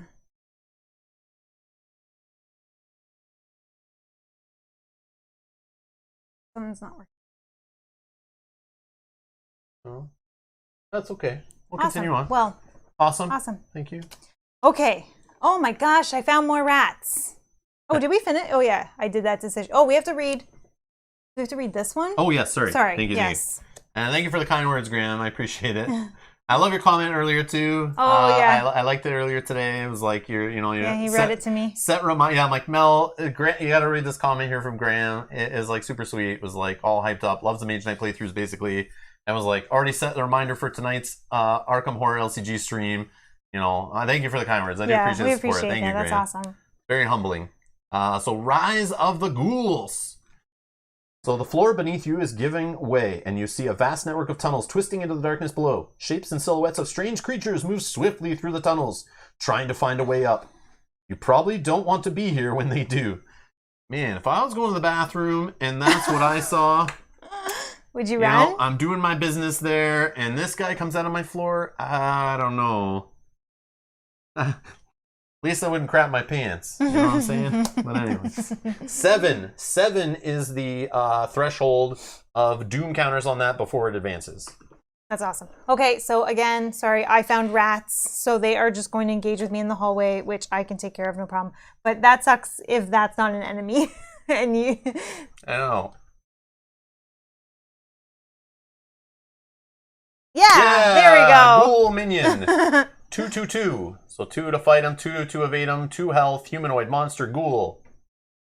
That's good that you got the harder one. It was a colossal and nameless blasphemy with glaring red eyes, and it held in bony claws a thing that had been a man, gnawing at the head as a child nibbles a stick of candy.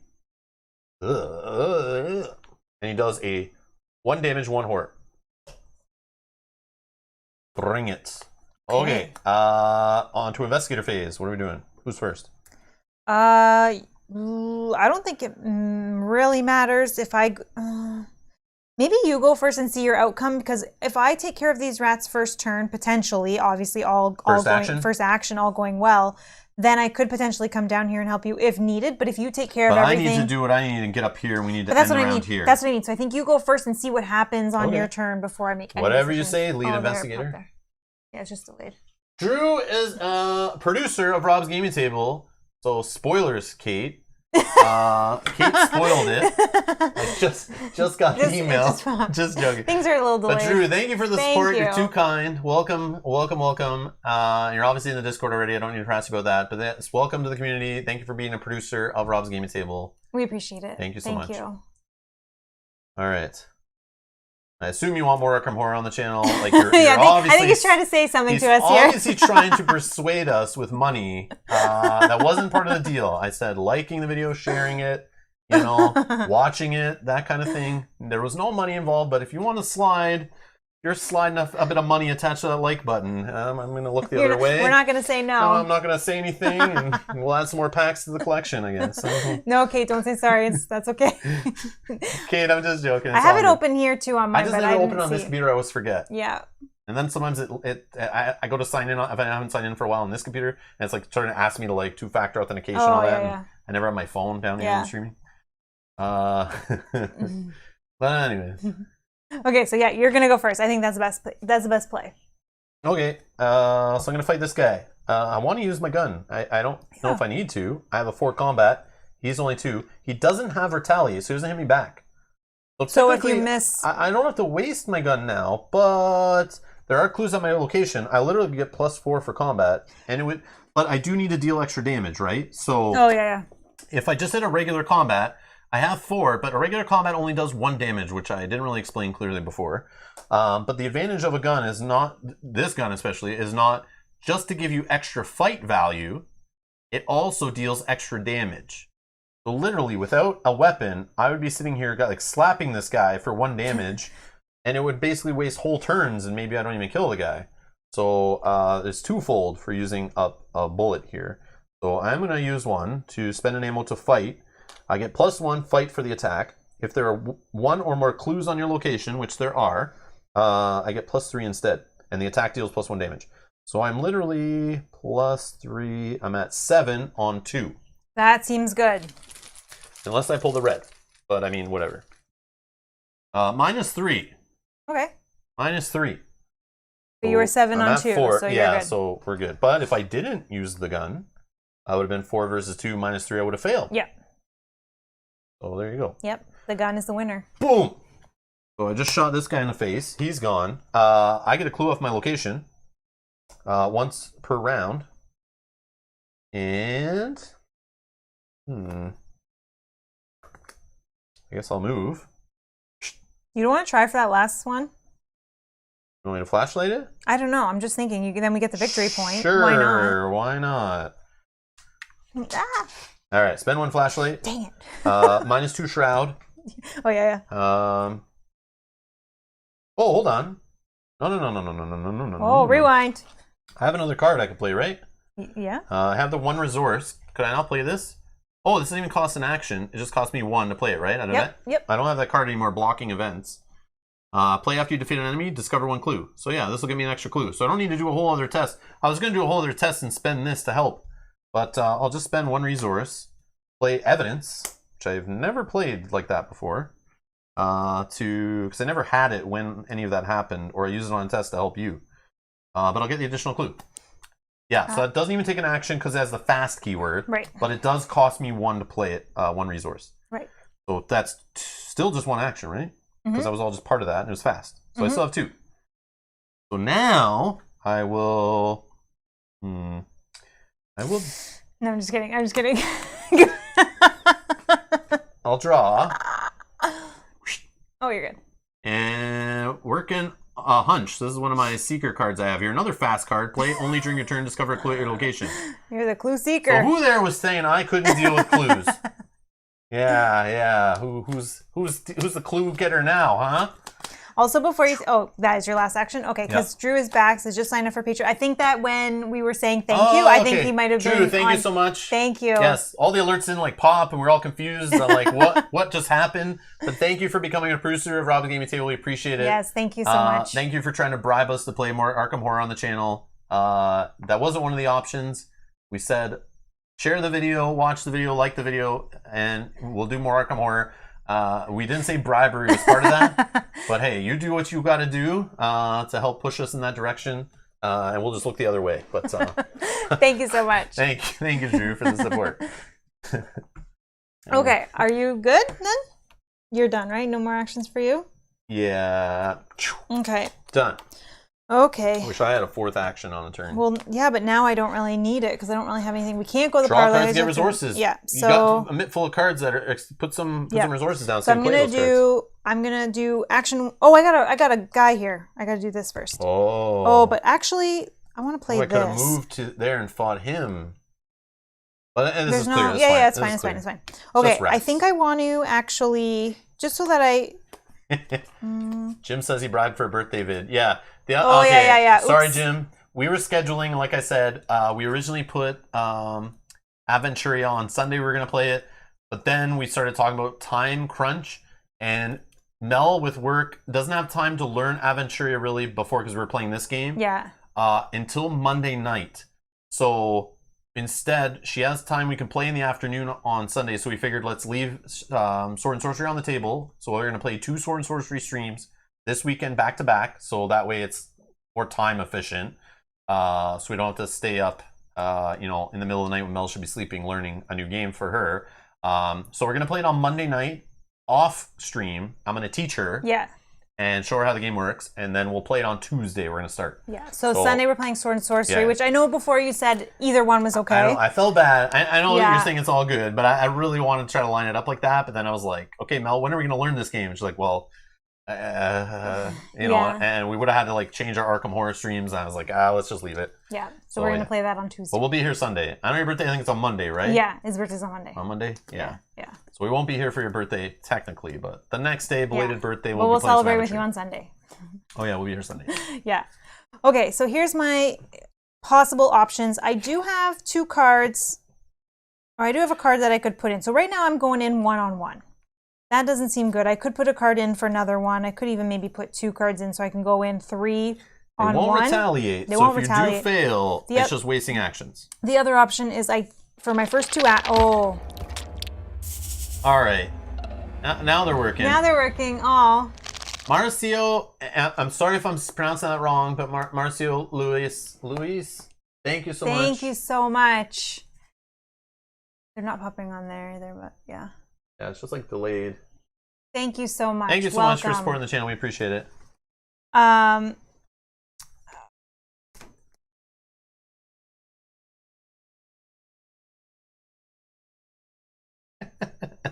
Bob dropping the comments in here. Mel doesn't have time to learn the game? Won't you just tell her what to do like normal?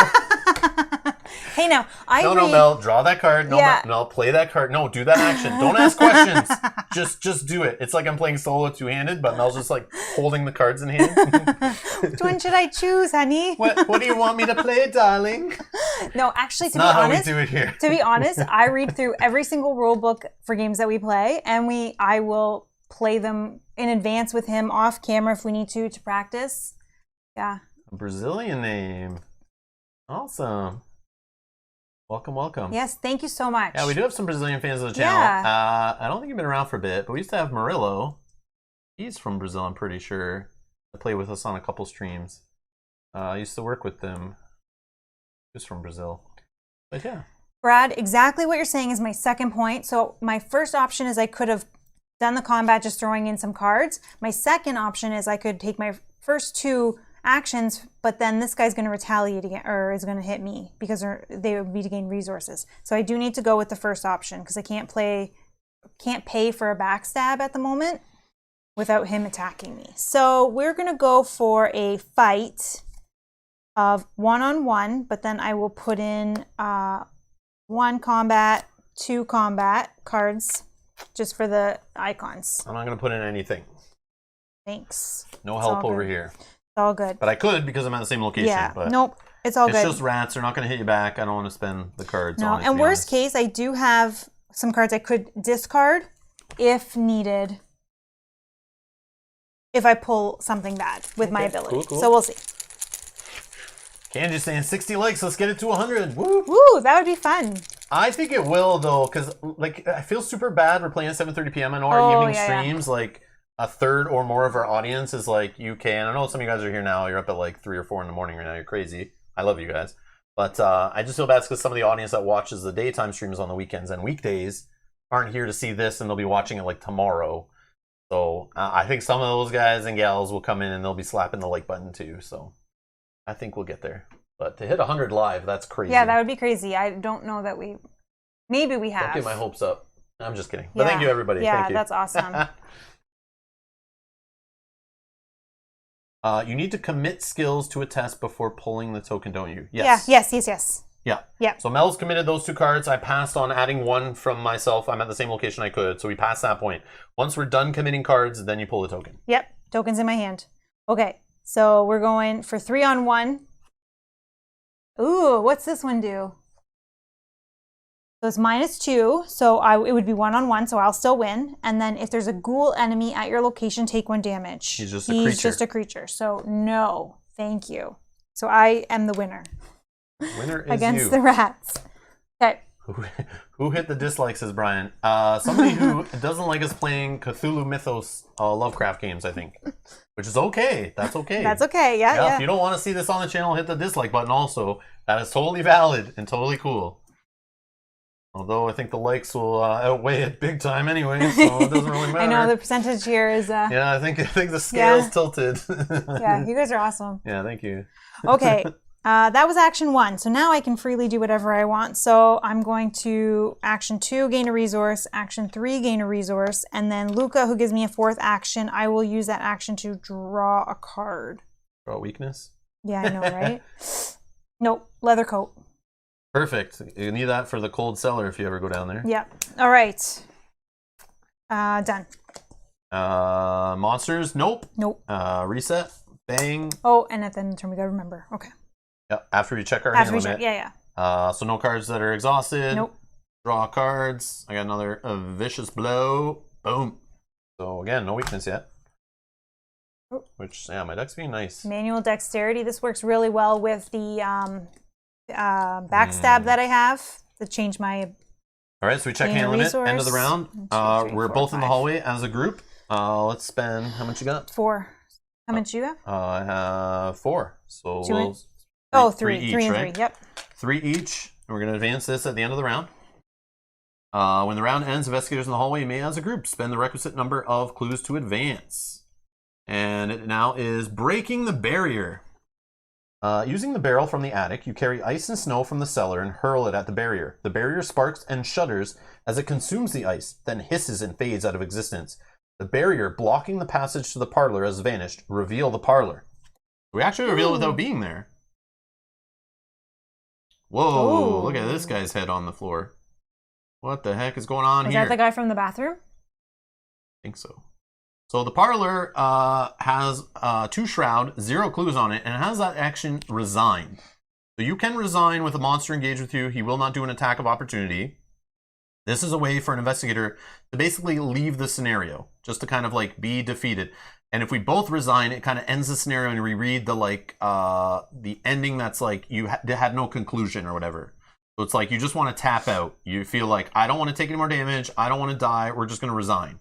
Okay, you totally can just leave the game doing that. It even says, this is too much for me. You run out the front door fleeing in panic. There's also, while Lita Chandler is not controlled by a player, she gains action, parlay, test, intellect. If you succeed, take control of Lita Chandler. So you got to do a 4 intellect test. So we'll find out about Lita Chandler here.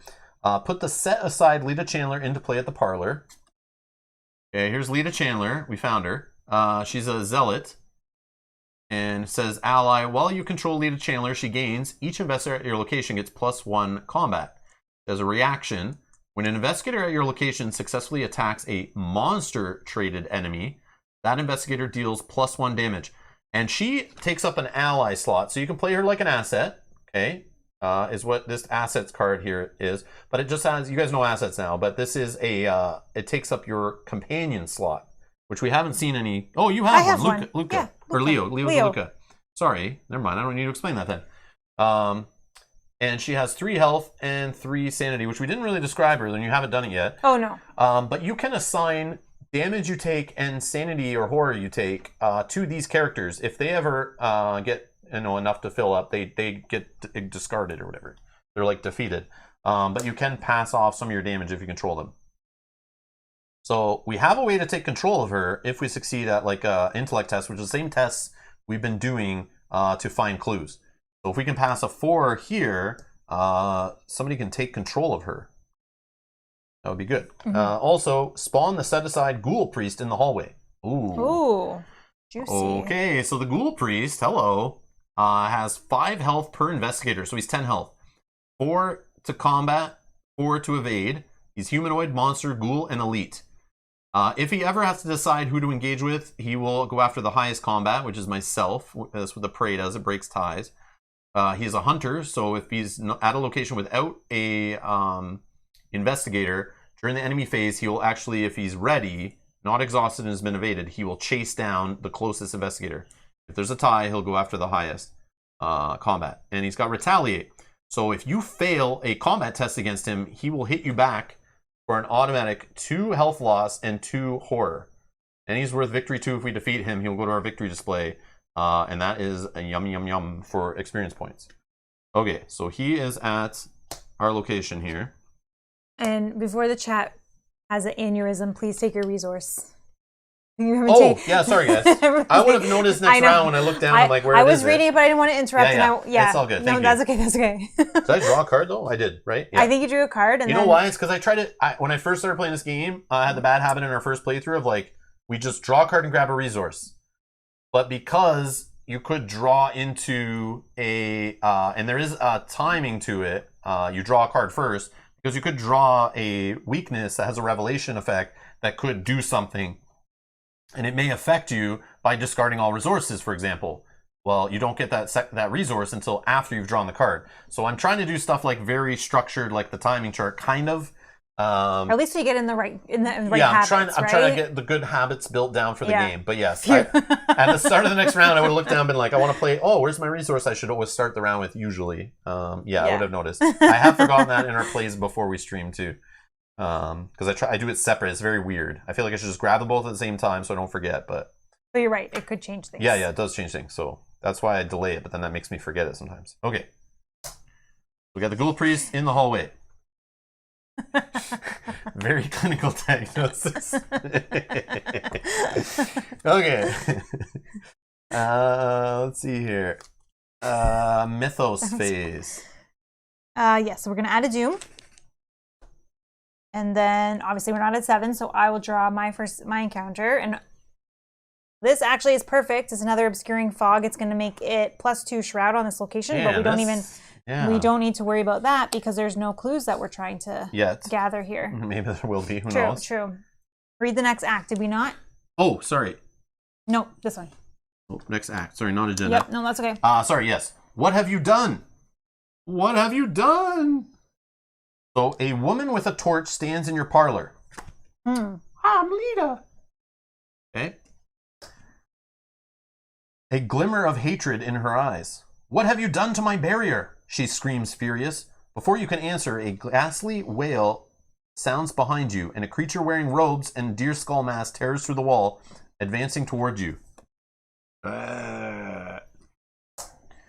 Objective. If the ghoul priest is defeated, advance. So actually, we can't advance this one using clues. We actually have to defeat the ghoul priest. So that is our objective. That's like, we're all in on that. We got to do it. And we got to do it fast before this advances, I would assume. Okay, I am prepared.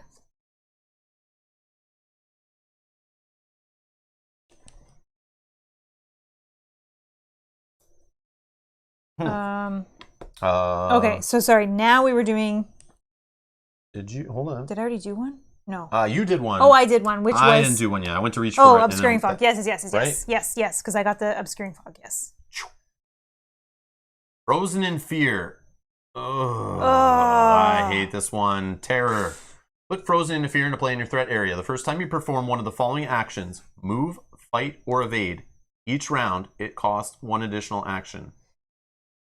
And then Forced. At the end of your turn, you can test willpower for 3. If you succeed, you discard Frozen in Fear. This one like sticks around. Super annoying. Yeah, that is very annoying. Anyways. I wish I drew that one, to be honest. Yeah, I know. All right. So this guy is actually still do 2 fights on engaged the turn, with you. Oh, yes. Sorry, he's engaged with me also. Yeah. We can just kind of... Yeah. Okay. Do you want to go first? Here's the thing. If we can get Lita, she will help us with combat against this guy. He is a monster, so her ability does do an extra damage. He's 10. So right now I'm only doing 2 damage with a successful attack, and it's against a 4. So that's going to take a while to get up to 10. I can do a 3 that's damage. Like 5 attacks. Okay, you can possibly do a 3 damage. Which, yeah. But this could also help you with combat. Yeah. And also would help you get an extra damage on a fight against him. So this could make you do a 4, no? Well, the 3 wouldn't be on a fight. So if she's but this is just a reaction when investigator location successfully attacks a monster. Okay. So as long as you're doing an attack action. So I wouldn't get the plus combat, but I would get the extra. Yeah, so it would be a 4, my attack. Yeah, so that would be like we can take him down quicker with some Lita. Okay, I could go get her. I have extra actions. But and then I have to do the parlay of a test of And you can leave, right? Because he's engaged with me. Yeah. Oh, and I can do... Okay, I think I can do both. Because if you get her, and she's here, then that helps me too with the plus combats and extra damage. Yep. So if you can, but only if you can do this, the whole parlay thing. Because if you don't think you can pass an intellect test of 4, then there's like, I don't know if there's a point. Well, I can put... Because don't go over there and like waste time on that. But I mean, like... Oh, I can put a card in that would... She's obviously like key to helping defeat this guy, like before he defeats us. Because he does like 2 horror and 2 damage, and I only have 5 like sanity. So yeah, I know. If he attacks me 3 times or retaliates against me, so if I fail a combat against him, I get hit automatically. So attack of opportunities. He could, if I fail a couple attacks against him and then he actually goes in the enemy phase, I could be done in like 1 round, worst case. Oh, if I do get lead, I have to remove Leo. You're right. You're right. But is 1 extra action from you going to take this guy down faster? No. But technically, I don't have an ally. I don't have an ally. If you can evade this guy, He'll go back to the location. He won't attack in the enemy phase. I can still fight him, and he won't retaliate, right? Retaliate, right. I think, is only if they're ready, right? Yeah. Yeah, it has to be ready. I won't be able to. Okay, so here's the thing. What I could do is I could bring him over to me. No, you need to evade him. Yeah, but then I can't fight him. But who cares about fighting him right now? Evade him. We can fight him next turn. We have time. But my stuff to evade him is the stuff that I would use to fight. I think that's okay. If we can get this, I think it can make up for the extra damage you're losing there. 3 hits, though, versus 1 evade? Okay, listen. Without this +1 combat, I could fail more often, yeah, but I'm saying if I take... And I do less damage. Yeah. So it's like... But if I take this enemy to my side... And you think, I just run? Yeah. But he'll be hitting you if you... He can hit me 1 time. And worst case, if you fail, at that point, I could let him hit Luca. At that point, he would kill Luca in like 1 shot. Yeah, but at that point, I don't need the extra action because I've used it the whole game. This is just the final. If I get the 1 through, I don't know. Yeah, I'm not sure. I don't know. I just know this guy hits hard. Like, I look and I have a 5. He hits for 2. If you take him, I mean, he still hits hard. You have 3. You actually have less horror open than me because you have 3 already. Mm-hmm. But I do have the bonus here. Yeah, true. I don't. Okay. I'm just saying, if I... But if you evade him... But I could also go pick her up. I could get rid of Leo. He just says you may take an additional action during your turn. I could use the action, I could use the move action as his action. Can you just evade him? If you can evade him, he won't hit any of us. He won't retaliate. You can still attack. I know you want to use the same cards for that. But then... Yeah, I don't know. I can evade him, yes. Because like it shuts off retaliate, and it shuts off him attacking in his turn. It shuts off him hunting us. Mm-hmm. Like it shuts him off. Like it buys us a whole turn, and you don't even have to attack at that point. And then I can go get Lita. I have the ability to probably get Lita. I can likely. I don't know. But you have to evade him. I think that's how it's got to start. Okay. I don't think you fighting him is a smart thing. Because that leaves him up and still punching us back. I just saw one comment that says, now I realize why I almost always play solo. Oh, gosh. But you're the lead investigator. You decide, but it's like, I don't know. Playing solo, though, you can get an analysis paralysis either way. You just don't have someone else to fight with if you just want to do something. Yeah, that's true. Who is more likely to succeed at the test for Lita? That's a good question. I can make mine a 5. Same. The only thing, And if he's exhausted, I could also draw a card first. Yeah, I could take him and I could go first. I can just bring him to my side. I could evade him first. I can spend 1. Like, even if you knock him down... I'll be 5 on 4. Even if you knock him down, on my turn, I could fire on him. No, that probably wouldn't make sense to do. Okay. I'd probably just still move, try to get her, then move back. But if I don't get her, then I'm sitting there looking like an idiot. Okay. No. Okay, I'll go. But I think it would be good for me to have her too, because she gives extra combat, and if I'm fighting a lot, that's kind of good, right? Yeah. So then my guns, I'll have even more success of chance against this guy and more damage. Yeah, I'm not the fighter. I just feel like these 3 bullets will be like very impactful if we can get her. Okay, so then I'll go first. Don't want him to retaliate also. I am just thinking if there's anything I want to do. I need 3. Rob can't attack and move this around. Oh yeah, that's right. Frozen in fear. Yeah, you'd only be able to do 1 thing. Move, fight, or evade. No, I can still move and then test on that. Yeah. Yeah, I forgot the move was in there. I forgot the move was in the Frozen in Fear. Okay, I'm just looking at my discard pile, not rearranging anything, because I will be playing an event out of my discard pile for 3. I don't need that event. Okay. Just making sure I have enough resources before I bring this guy over. Okay. I don't want to draw a card because I'm worried that I'll draw. I have a week. Who are you gonna bring over? This guy. You don't need to engage with him. Why? How am I gonna... Can you evade him? No.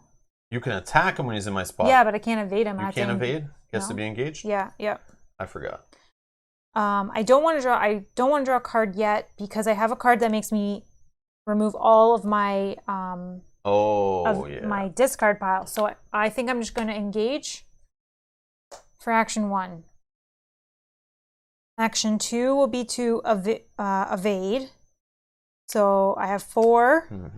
I'll play 1. Do you have anything that you want to help me evade? What's this for? Agility? Yeah. So right now I'm at 5. I think. It's okay if you don't want to. Because I want to help you on other evades too. I'm sure this isn't the only time we're going to evade this guy. Okay, so right now I'm doing an evade of... Or at least try. I have 5 on 4. You had more. No, because I need this card with my backstab. If I want to make a 3 go through... I don't think you even need to worry about attacking this guy, to be honest. Why would I not want to attack him for 3 damage? I'm going to throw away that, and then I have these cards that if you fail this, he's up, and he's attacking you. 2 damage, 2 horror. Well, if I play this, I don't think that will... That's fine. Go ahead. If you feel +1... No, if you feel +1 is good. I don't want to... I don't, but that's why I wanted to... It's fine. It's fine. So... Because I don't think that I'll get enough. Because even if I'm doing an attack... I also don't know how much agility you draw in your deck either. So, like, for me, I think agility is very rare in my deck. So that's, like, a very hard pill to swallow. I have another one of those. But, yeah. So, I don't know your deck well enough to know, like, if you'll just draw some more agility again either. So, Mommy, Daddy, stop fighting. No. Okay, so... I'm going to draw a +1, I know it. But, okay, so I have 4, 5, 6, 7. 7 on 4. Yeah, losing is okay. You won't retaliate, but...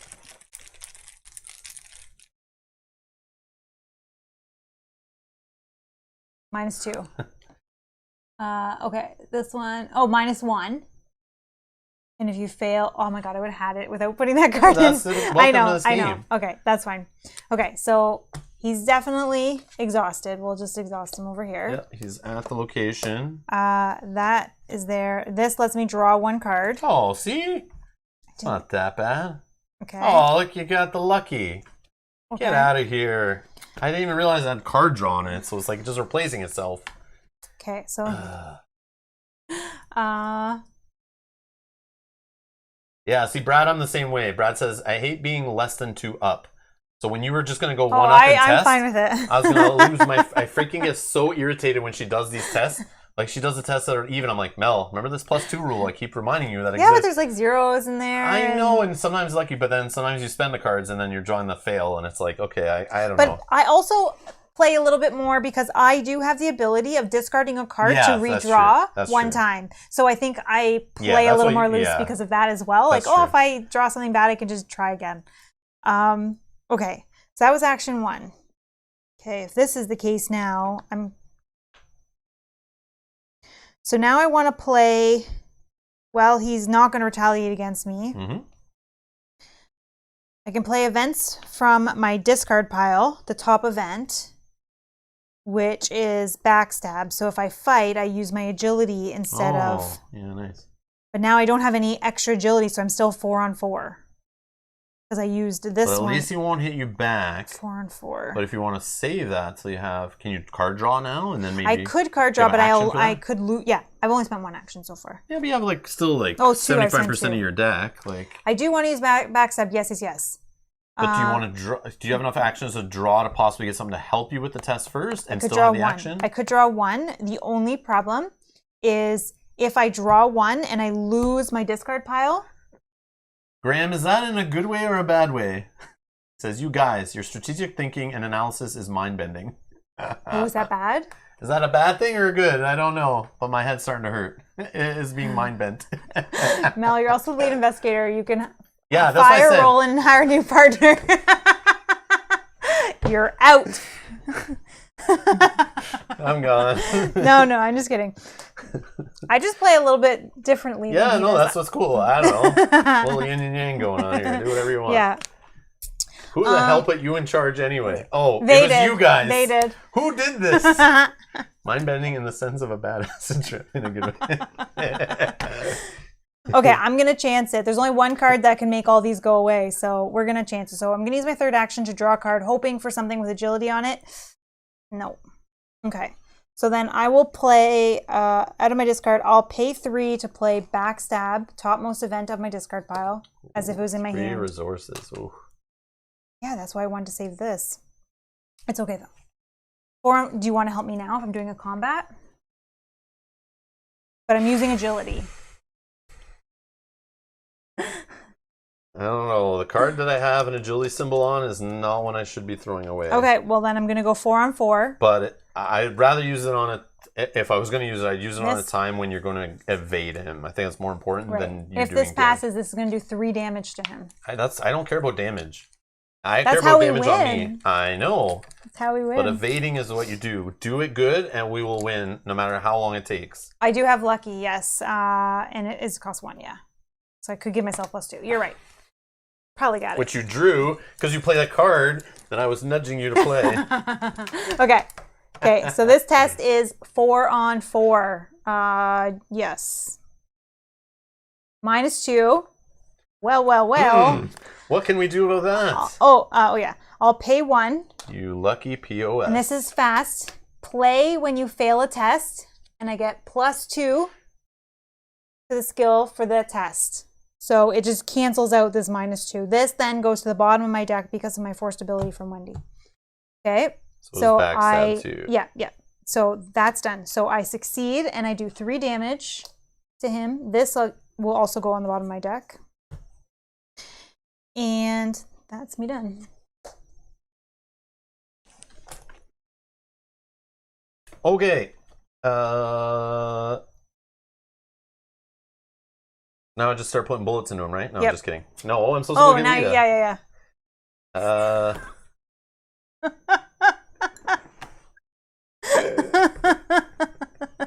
All right, so I'm gonna move to the with style too. No, I'm just very lucky. All right, so I'm gonna move to the parlor. It costs me 2 actions because I'm frozen in fear. Oh my god. Yeah. So first one, it costs me extra action. Okay. Okay. Now I'm going to try this little test here of a parlay. So it's a 4 intellect. I have 3. I'm going to throw in a working a hunch as just playing it for the symbols. So I'm at 5. Yeah, I don't have enough actions to draw cards first or anything to see before I test. So it's a 5. Oh, -3. Womp womp. So 5 doesn't get me the 4 pass. I fail. And I don't get Lita. But now you're there with her, so you can try fresh. Yeah. And you won't have this thing. Well, no, I will have that thing unless I pass it. At the end of my turn, I'm going to test willpower, which I have 3. Annoying. I don't have anything else to help me. So I'm doing a test of 3 on 3. Auto fail. So Frozen in Fear sticks around. I don't get rid of it, unfortunately. Okay, enemies. This guy doesn't do anything. He's snoozing. Reset. And we ready up anything exhausted. Draw a card. Gain a resource. Oh no. I got my treachery. Alright, what's it doing? So I got a stubborn detective. So he is, while he is in your location, treat your investigator as if he or she's printed text box were blank. So I cannot do my ability until I take care of him. Ooh, that's annoying. And I gain a resource. Okay, that's okay. I can still use this though, which is helpful. I just can't redraw. Okay, we get the Doom. Oh yeah, sorry. Good. You draw. I know, I need Lita. A Crypt Chill Revelation. I need to test my willpower of 4. If I fail, if you fail, choose and discard 1 asset you control. If you cannot take 2 damage. Okay. This is where I would... Okay, so 4. Let's put in a Guts. So 4 and 6 on 4.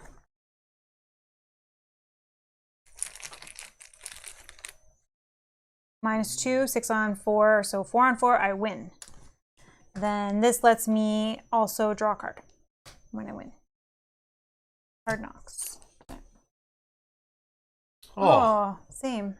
Crypt Chill, test Same test, or it's 4.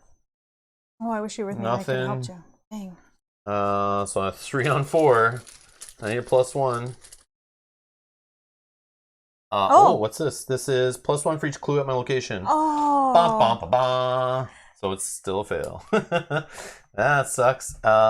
Choose and discard one asset you control. Flashlight. Yeah, flashlight. I knock a token off. I had 3 on this. Yeah, because you used it once on. Yeah, I did use this, right? Yeah. Okay, I just bumped one over, and I'm like, did I just knock one over on that? Okay. Boom. Okay. Our turn. Oh, sorry. This one is going to engage me as well. Yeah. I think.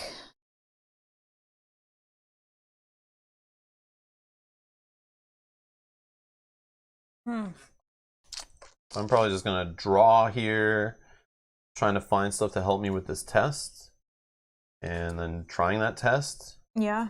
And that's probably my whole Yeah, I know that. That's crippling, that card.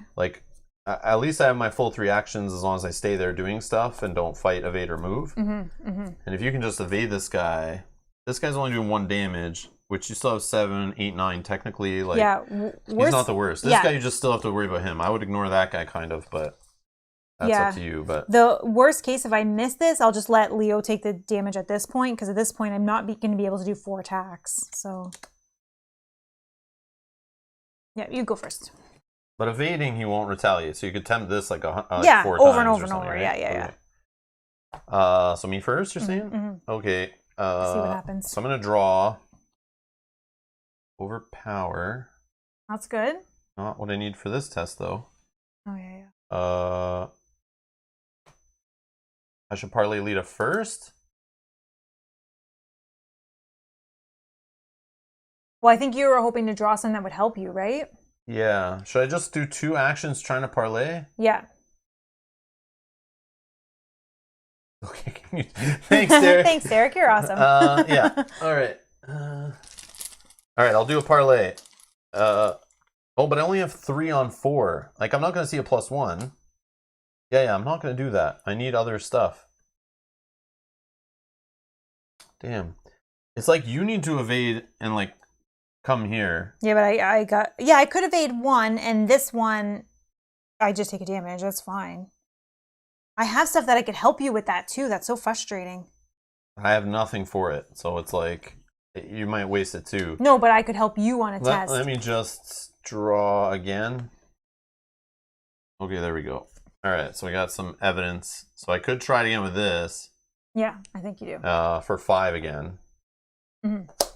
I just drew twice, so I have a 3rd action. Come on, give me the good stuff. -1, we're good. That's perfect. We're good. All right, this goes back in. He is a member of our party. All right, what's she do again? If you succeed, take control of Lita Chandler. Yep. So I have a slot available for her. We don't need to get rid of Luca. That's perfect. Good thing I got that, but now I'm done here. At the end of my turn, I'm going to do this test of 3 on 3 for willpower. Try to not be frozen in fear anymore. -2, fail. Yeah, I don't have anything for that, right? Nope. Yep. I do. Okay, I do sorry. if you come to me. That's okay, whatever. All right, then I'm done. Your turn. Okay, so I'm going to attempt an evade. We're going to go with 5 on 4. Probably not a good one this time. I'm feeling that.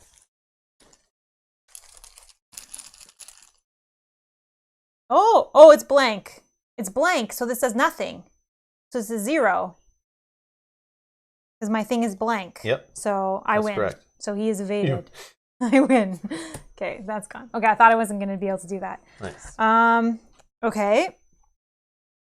I'm going to just attempt to evade this guy so I can use my 2 actions for something else. Might So as well. we're just doing a 2 on 4, a 4 on 2. Yeah, okay, I'll be able to come. I can take care of that guy maybe.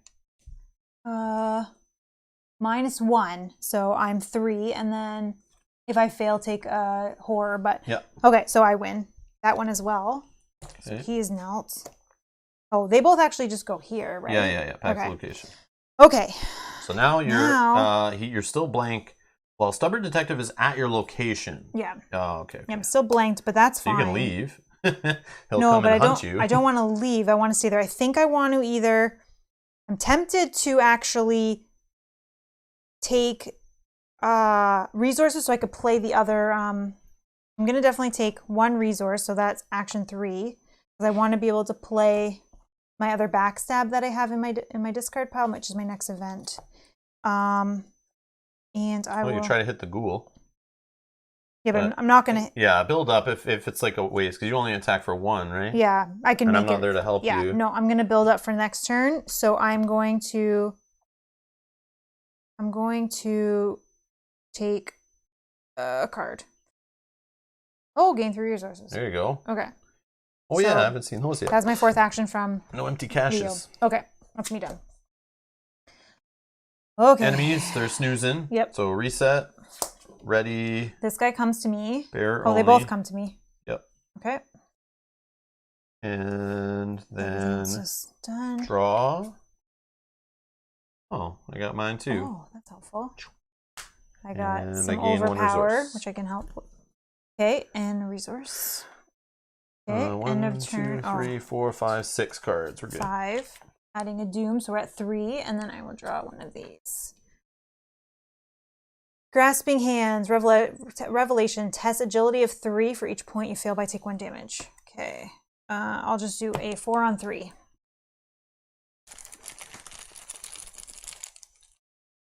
-2, so I lost by 1. I'll take 1 point of damage. All right.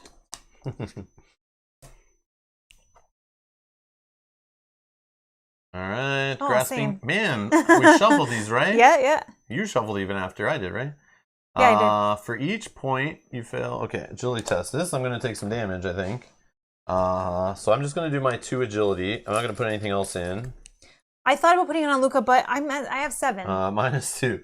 So 0. So I take 3 damage. Ooh. But I suck at agility. It's normal.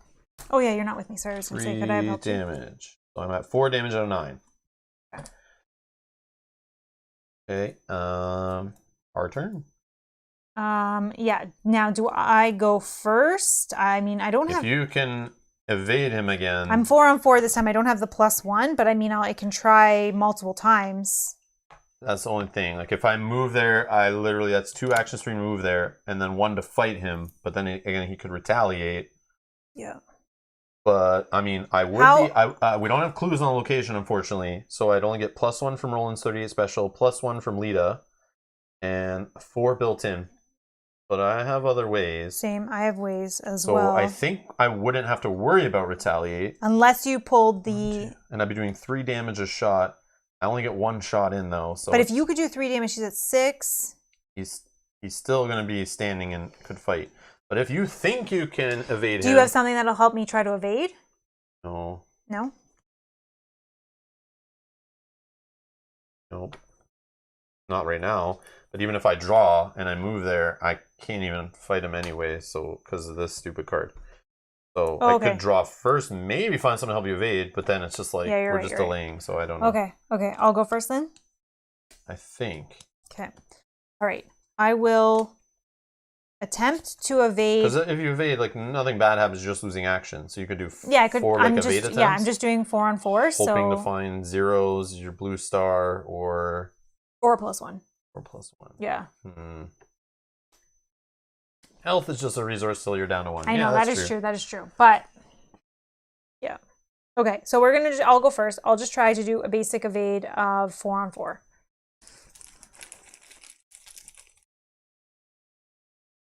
Yes. Yeah, man. Yes. The luck is on my side here. So that's a 0 because I'm blanked. Okay, so then I'm gonna try to evade this guy. That guy's only a 2. Yeah, so then that I can more likely then I can do other then I can do other stuff. Yeah, so let's try to evade this guy. So I have 4 on 2. Yeah, you're just making these guys look silly. Yeah. You're like throwing banana peels all over the hallway. Hey, That's you palmed that, didn't you? I did not. I did not. No sleight of hand here, Mel. I did not. I'm mixing them up too. That's 0. Usually you draw the red one that often. Yeah, I know, right? Not the blue one. I know, right? It's just been very lucky. I swear I didn't take the red one out during a commercial. Oh, you saw me draw it, actually. Oh, right? yeah. No, Okay. no commercial break shenanigans. Okay. This is not how she normally plays, guys. She's got a horseshoe Yeah, I do. up her ass right now. I do. And she's doing very good. I love it. Okay. The luck train eventually wears out. Yes, it's an elder sign. Yes, it's an elder sign. Yeah. So I thought it was. That. I think I called it star, right? Yeah, we call it star, but yeah, it's an elder sign. We know better. Okay, so I think I'm going to then. Now this one may not. It's just all elder signs in the bag. We bought 16 core sets just to get a whole bunch of elder signs and load it up. Oh my god. Anyway. I'm going to then play the top event of my discard pile. Oh. 1, 2, 3. You're happy it was drawn. Oh, okay. Just the capital letters though, you're yelling. We get yelled at for bad pronunciation on this channel. It's our thing. So I or calling things the wrong names and stuff. It's okay. Okay, so I'm playing backstab, which lets me use my agility to instead of fight, and then they'll take 2 damage. Now here's the question. I would be fighting 4 on 4 if I fought this guy. Yep. And I would again do 3 damage. Or I just take... You had another backstab? Yeah, I had 2 back to back in there. Oh, wow. You had your backstabs back to back? I did, yeah. See? Oh, okay. No sleight of hand on that either? Okay, just checking. No, it's fully visible. Just checking, okay. I have a feeling that I'm not going to hit on this guy where the +2 could just take this guy right out. I'm just wondering if I should just... That ability getting that back might be pretty huge, right? Yeah. Especially on this. Like, I don't know. I don't know. Yeah, you have more chance of hitting this guy's only 3. Yeah. So I would be going in 4 on 3. But his backstab, you want to play it on that guy? Well, either way, I mean, because I have to evade this guy every time, which is kind of annoying. And he breaks this, so one of these times you're going to draw like the red, and you won't be able to just toss it. Okay. Mixing them up in my hand. We don't have -7 in there, I don't think. Right? Okay, Okay, so I'm going. No, we didn't put a -7 in. -4 was the highest. Yeah. Only -3, -4 are in there. No -7. Goes up to like -8. Okay, I'm gonna go on my stubborn detective for this fight because I'm worried. Yep. Okay, so it's 4 on 3. -3. Can't do anything about that. Womp womp. Okay, so that's just discarded. I do have one more action. I could just do a fight. But I'd rather save some of these things for when you fight. I can actually just gain a resource or something. That's what I was thinking. You're going to do. When you exhaust them, just draw cards or gain money. Yeah, I will just gain... Oh, sorry, that backstab goes above my deck. I'm so sorry. Yep. And I will take a resource. Thanks, Kenji. Okay, that's me. Done. Go ahead. All right. So I'll move. Cost me 2 because Frozen in Fear. And we're going to fire. Can you, though? Does that cost an extra action, too? No. The first time you perform one of the following actions. Move, fight, or evade. Okay. So I did a move that cost me 2. After that, I can do whatever. Okay. Yeah, that'd be too harsh. Yeah. So I'm here. I'm going to do a fight on the big boy. I spent a roll-in special 1 ammunition here to do +1. I have +1 off Lita. You now have +1 fight off Lita. Don't forget that. Awesome. So I'm at 6 on 4. I'm going to throw a Vicious Blow and an Overpower in.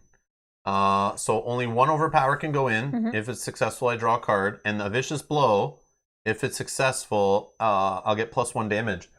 So I think that will do 1, because he's a monster, 2, 3 for the combat, 4 damage on this if it succeeds. So I think that's the proper way to do that. Hopefully I don't fail. I mean, I could, but I still think it's worth it. 0. Yes. So we are good. That was how much damage? So 1, 2, 3, 4. 4 damage? 4 damage, yeah. This is why I was saying if you can just line it up so I can fire on this guy, I think with the lead, as long as we got Lita there, it would have been enough that I can do less attacks it will take less turns and we can get them out faster. So I succeed. I'll draw the card. And boom. And that is that. No clues to grab. And that is my turn. Oh, sorry, I didn't flip myself. Yeah, sorry. Monsters. Oh, those would have went Nothing. back there. Sorry. Reset. Okay, yeah. So Ready them up. Sorry, these should have went back. So this Now- guy comes to me because I'm the bearer. Yeah, and I get this guy. Yeah. Oh, I forgot this at the end of my turn. Yeah. I'm gonna try a guts on it actually. This time, as I drew that after the last test. So I have 3, 4, 5. 5 on 3 to get rid of Frozen in Fear. -1. We Yes. did it. Yeah. Yes, Boom. that's yeah, I so remember that. annoying. Thank you. Yeah, I see that. And I'll draw a card, and we get rid of Frozen in Fear at the end of my turn. So a little bit of rollback there, but now we're good. Okay. So now we readied up. Ready up. Draw a a card. card. Or did I Okay. already draw the card? I didn't. I don't know if I I don't think you did. Oh, no, I didn't. I just Gain drew a that off that resource. other test. Yeah. Whoa. Okay. And a resource. Okay. Yeah, card draw. And no weakness yet. Man, I know. Yeah, I'm going to draw it now that I have a handful of cards, though. But yeah, it's been lucky so far. Okay. Okay, so I'm going to add a Doom. We're at 4 of 7, and then I will draw a... Oh, man. Keep getting the enemies.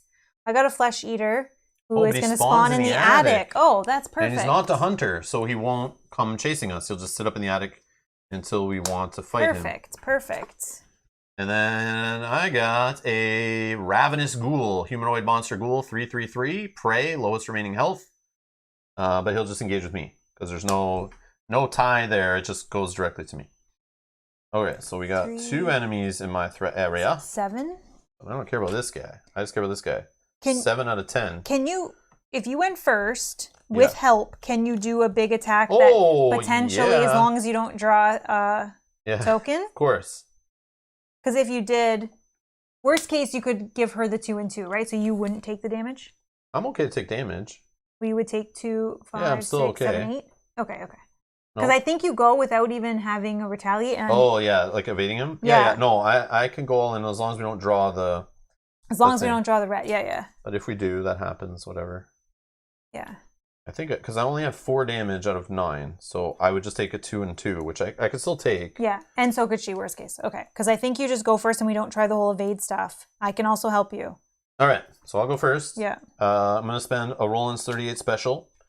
I am going to throw in another Overpower. Oh, I can't throw mine in every time you do that. No, I'm just kidding. Go ahead.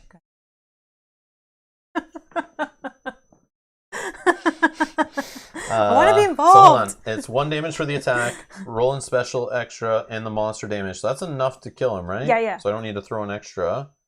But No extra damage, but if you want to make it so that you're, even if you got a -4.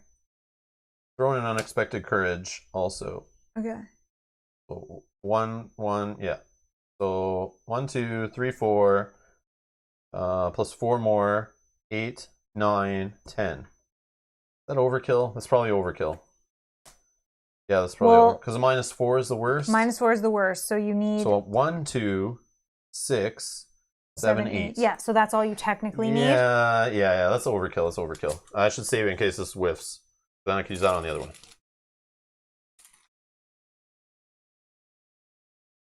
-2.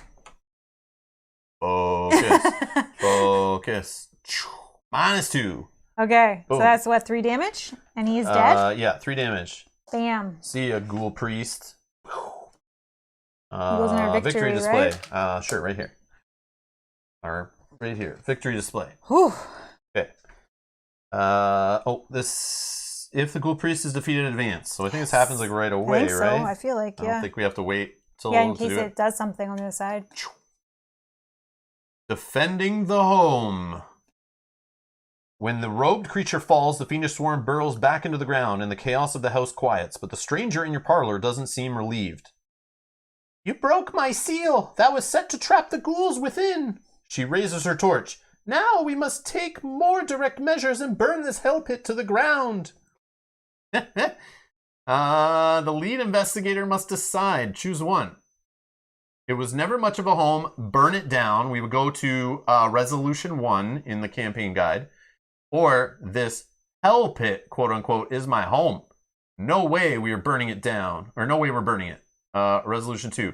This is up to you, Mel. You can decide how you want to do that. Whether you want to ask chat or you want to do it yourself. I want to ask the chat. Yeah. So you can just put in R1 Hold on. We can go. if you want to burn it down. No, I can do the straw poll thing, I think. Quick. Oh, okay. Ready? I'll drop a link in the chat in 2 seconds. Yeah, just wait 2 seconds. Yeah. This is pretty quick, actually. What to do? And then do we want to burn it or save it?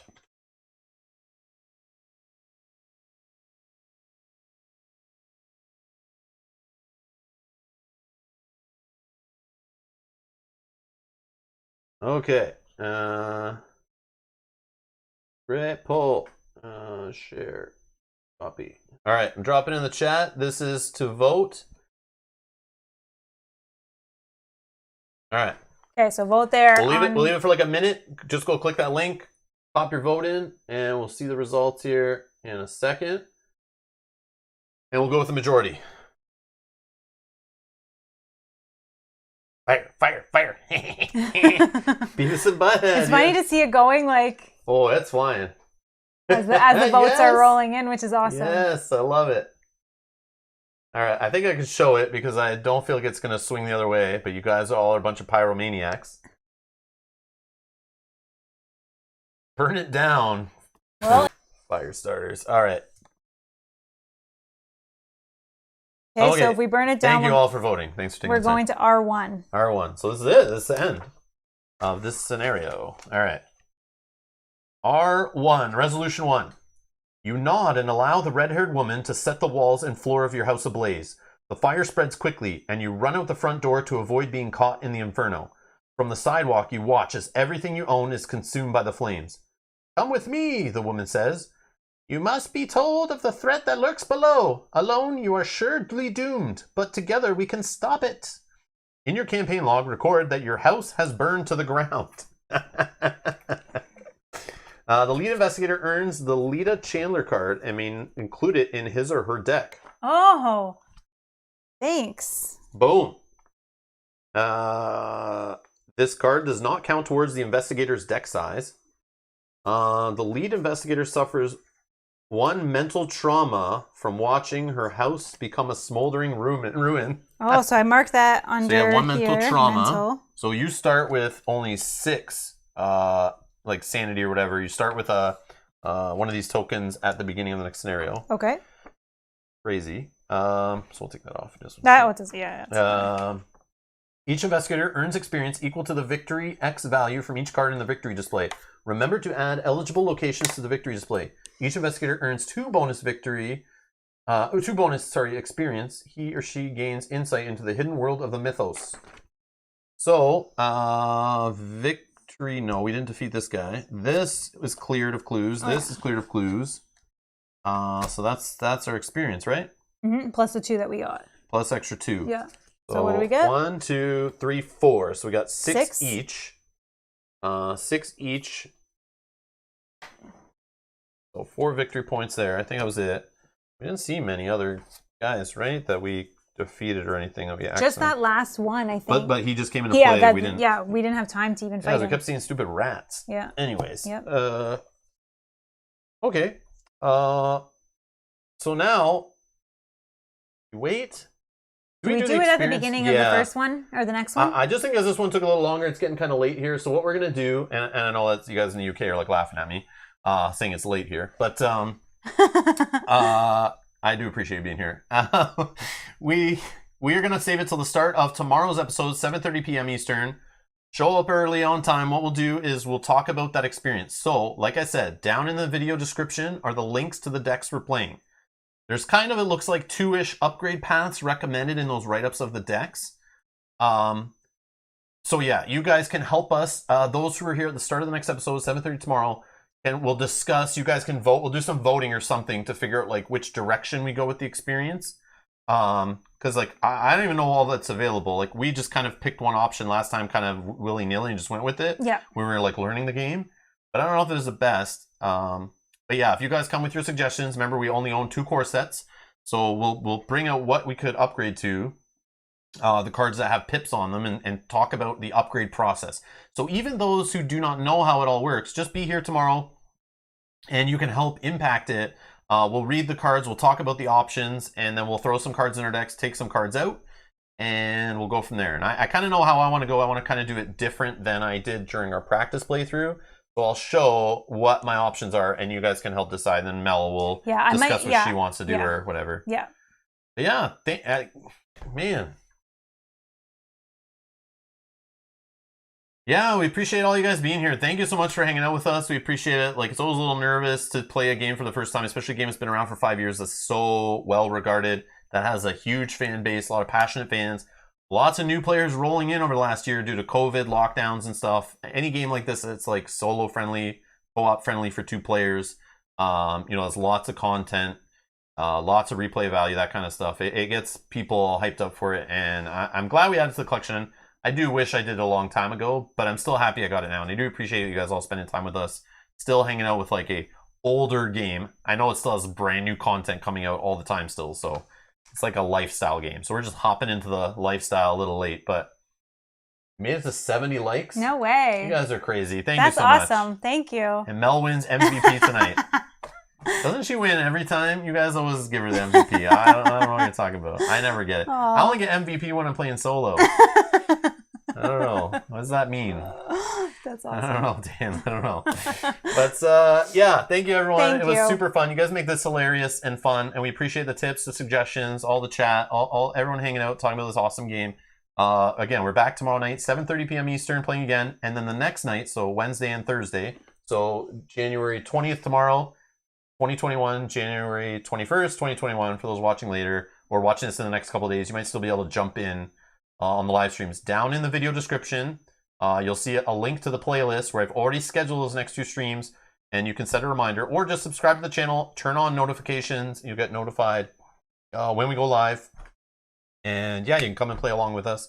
Again, if you're watching this later, drop comments down below, timestamp them if you can, to help other players out, learn from our mistakes, or help us out for our next streams.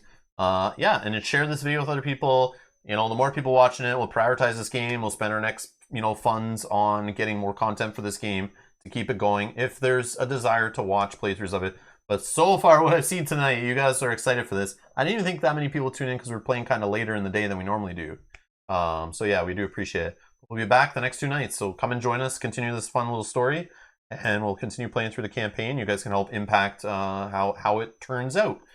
So I'm looking forward to seeing some cool stuff. Anyways, thanks a lot for your time. Thanks a lot for your support.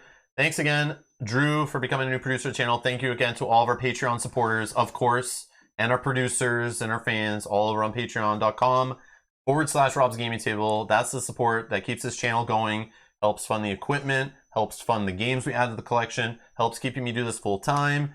So if you want to keep this channel growing and influence the games on the channel and that kind of stuff, and join in the producer Discord and chat about stuff in there, like that pineapple is the best topping for pizza, because it is. It is. Pineapple Mafia. Yeah, come and join us in our producer Discord. And until then, we'll see you guys tomorrow. Thanks a lot. Bye. Bye-bye.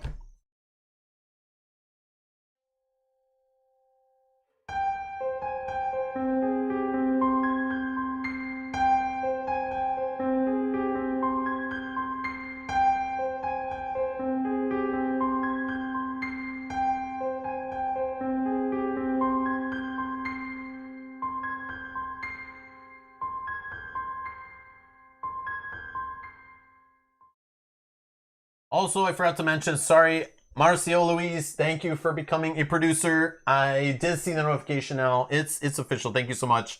Sorry, I forgot. I didn't see the thing pop up. I'm so sorry. But thank you so much for your support also. And again, everyone else, thank you so much. Have a good night. Bye.